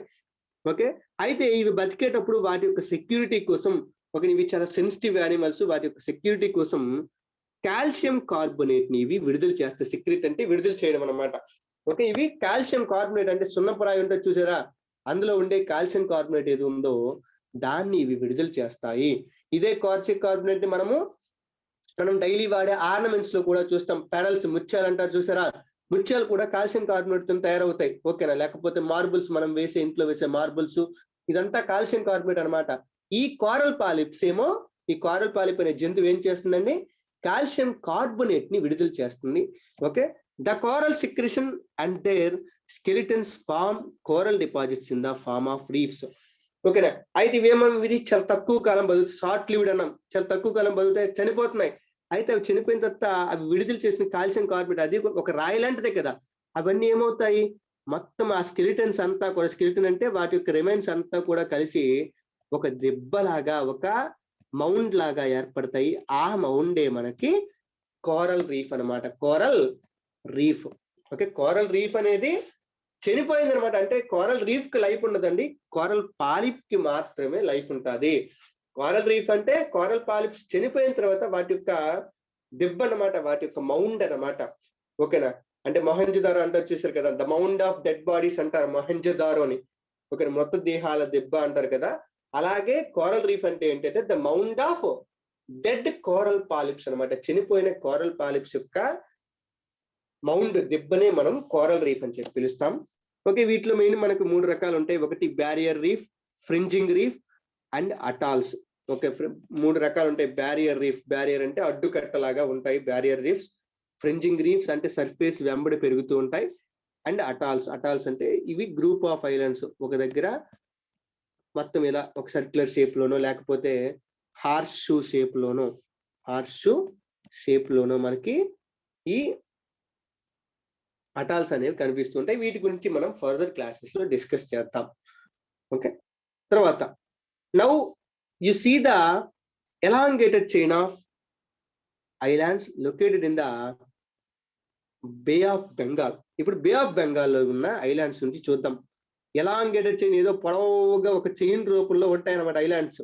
ఓకేనా? అవి ఎక్కడున్నాయి? బే ఆఫ్ బెంగాల్ లో నార్త్ నుంచి సౌత్ డైరెక్షన్ లో పొడవుగా స్ప్రెడ్ అయి ఉన్న ఐలాండ్స్ ఏంటి అంటే అండమాన్ ఐలాండ్స్ అండి. Andaman and Nicobar islands. They are bigger in size and more numerous and scattered. ఇవి చాలా పెద్ద ఐలాండ్స్ అండి. లక్షద్వీప్ లాగా 32 స్క్వేర్ కిలోమీటర్లు తక్కువ ఏరియా కాదు, చాలా ఎక్కువ ఏరియాని కవర్ చేస్తాయి. అండ్ ఆర్ మోర్ న్యూమరస్ అంటే చాలా ఎక్కువ సంఖ్యలో ఉంటాయి ఈ ఐలాండ్స్. అండ్ ఆర్ స్కాటర్డ్ అంటే చాలా ఏరియాలో ఇవి విస్తరించున్నాయి. అంటే అన్ని పక్క పక్కన కాకుండా చాలా ఏరియాలో స్కాటర్ అయి ఉన్నాయి. The entire group of islands is divided into 2 broad categories. Okay, ఈ ఐలాండ్స్ అన్నిటిని కూడా బ్రాడ్ గా 2 కేటగిరీస్ గా డివైడ్ చేశారు. ఒకటి పైన ఉండే వాటినేమో అండమాన్ ఐలాండ్స్, కింద ఉన్న వాటినేమో సౌత్ లో ఉన్న వాటిని, నార్త్ లో ఉన్న వాటిని అండమాన్ ఐలాండ్స్ అంటారు, సౌత్ లో ఉన్న వాటినేమో నికోబార్ ఐలాండ్స్ అని చెప్పి పిలుస్తారు. And it is believed that these islands are an elevated portion of submarine mountains. అయితే సైంటిస్టుల నమ్మకం ఏంటి అంటే ఈ ఐలాండ్స్ అనేవి సబ్మెరైన్ మౌంటైన్స్, అంటే సముద్రం కింద ఏర్పడే మౌంటైన్స్ ఉంటాయి చూసారా, ఆ మౌంటైన్సే ఐలాండ్స్ లాగా ఏర్పడ్డాయి అనేది వీళ్ళ యొక్క నమ్మకం, ఎవరు సైంటిస్టులు నమ్ముతున్నారు. And these island groups are of great strategic importance for the country. Okay, ఈ అండమాన్ ఐలాండ్స్ ఏవైతే ఉన్నాయో, అండమాన్ నికోబార్ ఐలాండ్స్ ఏవైతే ఉన్నాయో ఇండియాకి స్ట్రాటజీ పరంగా అంటే వ్యూహాత్మకంగా చాలా ఇంపార్టెంట్ ఐలాండ్స్ అండి. ఓకే, ఎందుకు అంటే ఇండియా ఇక్కడితో ఎండ్ అయిపోతుంది. ఫర్ ఎగ్జాంపుల్ మనం ఇప్పుడు ఇండియా మ్యాప్ చూసుకుంటే, ఇది ఇండియా మ్యాప్ అనుకుంటే, ఓకే, ఇండియా మ్యాప్ ఇది అనుకుంటే ఫర్ ఎగ్జాంపుల్ ఇండియా మ్యాప్ లో ఇండియా అనేది ఎక్కడితో ఎండ్ అయిపోతుంది. కానీ ఎక్కడెక్కడో చాలా దూరంగా అండమాన్ నికోబార్ ఐలాండ్స్ ఉండడం వల్ల ఏమవుతుంది, ఈ ఏరియాలో కూడా ఇండియాకి పవర్ వచ్చింది. ఈ ఏరియా కూడా ఇండియా ఆధీనంలో ఉంది ఇప్పుడు. ఓకేనా, ఒకవేళ అక్కడ అండమాన్ నికోబార్ ఐలాండ్స్ లేవు అంటే అసలు ఆ ప్రాంతంతో ఇండియాకి సంబంధం లేదు. కానీ స్ట్రాటజికల్ గా సౌత్ ఈస్ట్ ఏషియన్ కంట్రీస్ ఇవన్నీ కూడా ఇవన్నీ కూడా ఆ ప్రాంతంలో ఉండడం వల్ల ఇండియాకి స్ట్రాటజికల్ గా మనకి అది ఒక ఇంపార్టెంట్ లొకేషన్. ఏది అంటే Andaman Nicobar islands. There is great diversity of flora and fauna in this group of islands too. అలాగే ఈ ఐలాండ్స్ లో కూడా లక్షద్వీప్ లాగానే చాలా ఎక్కువ ఫ్లోరా అండ్ ఫౌనా, ఒక డైవర్సిటీ, చాలా ఎక్కువ జీవ వైవిధ్యం అనేది మనకి ఈ ప్రాంతంలో కనిపిస్తుంది. అలాగే ఇక్కడ చాలా ఎక్కువ నేషనల్ పార్క్స్ ఉంటాయండి. అండమాన్ నికోబార్ లో చాలా ఎక్కువ నేషనల్ పార్క్స్ ఉంటాయి. మీరు కావాలనుకుంటే ఇంటర్నెట్ ఓపెన్ చేసి అండమాన్ నికోబార్ ఐలాండ్స్ లో ఉన్న నేషనల్ పార్క్స్ ని కూడా నేమ్స్ ని కూడా మీరు నోట్ చేసుకోవచ్చు. And these islands lie closer to equator and experience equatorial climate and has thick forest cover. ఇక్కడ మళ్ళీ ఇంకొక పాయింట్ ఇచ్చాడు, important point. Okay, Andaman Nicobar దీవుల్లో ఇండియాలోనే థిక్కెస్ట్ ఫారెస్ట్ కవర్ ఉంటుంది. కారణం ఏంటి అంటే ఈ అండమాన్ నికోబార్ దీవులు ఈక్వేటర్ కి చాలా దగ్గరగా ఉంటాయి. ఈక్వేటర్ కి చాలా దగ్గరగా ఉండడం వల్ల ఈక్వేటర్ రీజియన్ లో ఎప్పుడూ కూడా థిక్ ఫారెస్ట్ కవర్ అనేది మనకి కనిపిస్తుంది. అమెజాన్ ఫారెస్ట్ కానీ, కాంగో ఫారెస్ట్ కానీ, లేకపోతే సౌత్ ఈస్ట్ ఏషియాలో ఇండోనేషియా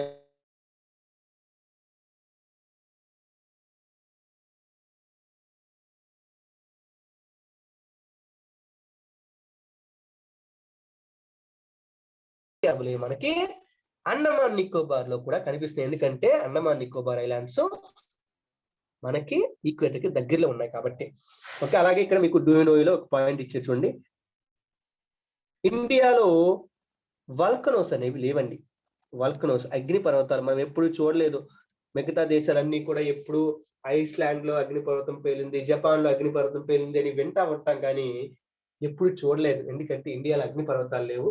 కానీ ఈ అండమాన్ నికోబార్ దీవులు ఇండియాలోనే ఒకే ఒక అగ్నిపర్వతం, యాక్టివ్ వల్కనో ఉంది. యాక్టివ్ అంటే పేలడానికి, అంటే అగ్నిపర్వతం బద్దలు అవ్వడానికి అవకాశం ఉన్న వల్కనో అగ్నిపర్వతం ఒకే ఒకటి ఉంది. అదేంటి అంటే బారన్ ఐలాండ్. ఈ బారన్ ఐలాండ్ ఎక్కడ ఉంది అంటే అండమాన్ నికోబార్ దీవుల్లోనే లొకేట్ అయింది. అండమాన్ నికోబార్ దీవుల్లో అండమాన్ దీవులకి రైట్ సైడ్ అంటే ఈస్ట్ డైరెక్షన్ లో మనకి బారన్ ఐలాండ్ అనేది లొకేట్ అయ్యింది. దీన్ని కూడా మీరు మ్యాప్ లో లొకేట్ చేయండి. అలాగే అండమాన్ మ్యాప్ ఓపెన్ చేసి అండమాన్ నికోబార్ దీవుల్లో ఇంపార్టెంట్ ఫీచర్స్ చాలా ఉంటాయండి, అవన్నీ కూడా నోట్ చేసుకొని పెట్టుకోండి. ఓకే, ఇక్కడతో మనకి ఇండియాలో ఉన్న ఫిజియోగ్రఫిక్ డివిజన్స్ అనేవి కంప్లీట్ అయిపోయాయి. అయితే ఇప్పుడు లాస్ట్ కి చూసుకుంటే ఏ detailed account of different physiographic units highlights the unique features of each reason. Okay, మొత్తం అంతా ఈ ఫిజియోగ్రఫిక్ డివిజన్స్ యొక్క డీటెయిల్స్ ని మనం కంప్లీట్ గా చదువుకుంటే ప్రతి ప్రాంతానికి ఒక్కొక్క యూనిక్ ఫీచర్ అనేది మనకు కనిపిస్తుంది. అది మనం దాన్ని హైలైట్ చేయొచ్చు కూడాను. ఓకేనా, it would however be clear that each region complements the others and makes the country richer in its natural resources. అలాగే ప్రతి రీజియన్ కూడా, ఇందులో మనకు కనిపించే ప్రతి రీజియన్ కూడా ఒకదానికొకటి కాంప్లిమెంట్ చేస్తా, అంటే ఒకదానికొకటి యాడ్ అవుతూ ఇండియాని నేచురల్ రిసోర్సెస్ లో చాలా రిచ్ గా తయారు చేస్తూ ఉన్నాయి. The mountains are the major source of water and forest wealth. మనం ఫర్ ఎగ్జాంపుల్ చూసుకుంటే మౌంటైన్స్ అనేవి వాటర్ కోసం మెయిన్ ఇంపార్టెంట్. అంటే ఒక వెస్టర్న్ ఘాట్స్ లేకపోతే ఒక హిమాలయాస్ అనేవి లేకపోతే మనకి వాటర్ రిసోర్సెస్ ఉండవు, ఇన్ని రివర్స్ ఉండవు. లేకపోతే forest wealth, Western Ghats are very rich in biodiversity. ఒక హిమాలయాస్ కూడా వెరీ రిచ్ ఇన్ బయోడైవర్సిటీ. అవి మౌంటైన్స్ మనకు అలా ఉపయోగపడుతున్నాయి. Northern plains are the granaries of the country. Northern plains ఏమో ప్రపంచం మొత్తానికి, ఇండియా మొత్తానికి ఫుడ్ ని సప్లై చేస్తున్నాయి. And they provide the base for early civilisations. ఆ నార్థర్న్ ప్లెయిన్స్ లోనే ఇండియాలోని ఎర్లీ సివిలైజేషన్స్ అంటే హరప్పా నాగరికత ఇవన్నీ ఎక్కడ ఏర్పడ్డాయి? నార్థర్న్ ప్లెయిన్స్ లో ఒక భాగంలోనే ఏర్పడ్డాయి. వాళ్ళందరూ కూడా అలా గంగా నది వెంబడి ప్రయాణించి బీహార్లోని పాట్నా ఈ ప్రాంతాల్లో సెటిల్ అయ్యారు. ఎర్లియర్ పీపుల్ అన్నమాట. ఓకే, తర్వాత the plateau is A store house of minerals which has played a crucial role in the industrialization of the country. Okay, ప్లాట్యూలో చాలా మినరల్స్ ఉన్నాయి. ఈ మినరల్స్ ఉండడం వల్ల, ఇన్ని రకాల మినరల్స్ ఉండడం వల్ల ఇండియా ఇండస్ట్రియలైజేషన్ కి కూడా మనకి ఇది బాగా హెల్ప్ చేసింది. ఒక ఇండస్ట్రియలైజేషన్ జరగాలి అంటే, ఇండస్ట్రీస్ ఎక్కువగా రావాలంటే మినరల్స్ ఖచ్చితంగా అవసరం. అందులో ఐరన్ అండ్ స్టీల్ చాలా అవసరం. ఓకేనా? అయితే ఈ ప్లాట్యూ, చోటా నాగ్పూర్ ప్లాట్యూ, డెక్కన్ ప్లాట్యూ, ఇవన్నీ కూడా, మాల్వా ప్లాట్యూ, ఇవన్నీ కూడా మనకి రకరకాల మినరల్స్ ని అందిస్తున్నాయి. ఆ విధంగా మనకి ఇండియా ఇండస్ట్రియల్ గా ఇంప్రూవ్ అవ్వడానికి పనికొచ్చింది. And the coastal region and the islands groups provide sites for fishing and port activities. అలాగే coastal region, okay, coastal India కానీ లేదా ఐలాండ్స్ కానీ ఇవేం చేస్తున్నాయి? ఇండియాకి ఫిషింగ్ కోసము లేదా పోర్ట్ యాక్టివిటీస్ కోసము అవకాశాన్ని, పోర్ట్లు అంటే పోర్ట్ ట్రాన్స్పోర్టేషన్. ఇప్పుడు అన్ని దేశాలకి పోర్ట్ బేస్డ్ ట్రాన్స్పోర్టేషన్ జరగదు. అంటే సీ బేస్డ్ ట్రాన్స్పోర్టేషన్. ఇప్పుడు నేపాల్ ఉంది, లేకపోతే భూటాన్ ఉంది. ఇవి ల్యాండ్ లాక్డ్ కంట్రీస్. వాటికంటే సముద్రం లేదనమాట, సముద్ర తీరం అనేది లేదన్నమాట. అందువల్ల ఏంటి, అలాంటి కంట్రీస్ కి పోర్ట్ ద్వారా ట్రాన్స్పోర్టేషన్ జరగదు. కానీ ఇండియాకి అలాంటి అవకాశం ఏర్పడింది. ఇండియాకి ఫిషింగ్ కి అవకాశం ఏర్పడింది. ఎందువల్ల? ఈ ఐలాండ్స్ వల్ల, ఈ కోస్ట్ లైన్ వల్ల అలాంటి అవకాశం ఏర్పడింది. Thus the diverse physical features of the land have immense future possibilities of development. Okay, ఇలాంటి డైవర్స్ ఫిజికల్ ఫీచర్స్ వల్ల, ల్యాండ్ లో ఇన్ని రకాల ఫీచర్స్ ఉండడం వలన, ఓకే, ఇండియాకి ఇమ్మెన్స్ ఫ్యూచర్ పాసిబిలిటీస్ అంటే ఫ్యూచర్ లో ఇండియా డెవలప్ అవ్వడానికి, ఒక డెవలప్డ్ కంట్రీగా తయారవ్వడానికి ఈ ల్యాండ్ ఫీచర్స్ మనకి అవకాశాన్ని కల్పిస్తున్నాయి. ఇలాంటి డైవర్స్ ఫిజికల్ ఫీచర్స్ మనకి ఇండియా రాబోయే రోజుల్లో, రాబోయే సంవత్సరాల్లో ఒక డెవలప్డ్ కంట్రీగా ఎదగడానికి మనకి అవకాశాన్ని కల్పిస్తున్నాయి. ఇది మనకి ఇండియా యొక్క ఫిజికల్ ఫీచర్స్ గురించి లెసన్ అండి. ఓకే, కంప్లీట్ గా మీకు ఏవైతే చూడమన్నానో, ఏవైతే నోట్ చేసుకోమన్నానో అవంతా కూడా క్లియర్ గా ఒక దగ్గర నోట్ చేసుకొని పెట్టుకోండి. ఓకే, అలాగే ఒకసారి ఈ పీడిఎఫ్ ని డౌన్లోడ్ చేసుకొని పీడిఎఫ్ ని క్లియర్ గా చదవండి. పీడిఎఫ్ ని క్లియర్ గా చదివిన తర్వాత కింద క్విజ్ ఉంటే క్విజ్ ని అటెంప్ట్ చేయండి. ఓకే, అంత క్లియర్ గా, ఒకవేళ ఇంకా ఏమైనా డౌట్స్ ఉంటే డౌట్స్ ని కామెంట్ సెక్షన్ లో తెలియచేయండి. Okay, that's it for today. ఇది మనం ఇవాళ ఇండియా ఫిజికల్ ఫీచర్స్ అండి. మొత్తం అన్నిటి గురించి, హిమాలయాస్ గురించి, నార్థర్న్ ప్లెయిన్స్ గురించి, అలాగే ప్లాట్యూ గురించి, కోస్టల్ ప్లెయిన్స్ గురించి, ఐలాండ్స్ గురించి, థార్ డిజర్ట్ గురించి, వీటన్నిటి గురించి కొంత డీటెయిల్ గా, అంటే కంప్లీట్ గా లోతుగా మనం వెళ్ళకపోయినా ఒక బేసిక్ ఐడియా మనకి ఈ లెసన్ లో కనిపించింది. ఇది చాలా చాలా ఇంపార్టెంట్ అండి మనకి. ఇండియా గురించి కంప్లీట్ గా తెలుసుకోండి. ఈ లెసన్ మనకి చాలా చాలా ఇంపార్టెంట్. అందుకే ఒకసారి క్లియర్ గా మళ్ళీ రివైజ్ చేసుకోండి. ఎక్కడైనా డౌట్ ఉంటే కామెంట్ సెక్షన్ లో తెలియచేయండి. Okay, that's it for today. Thank you. Have a great day.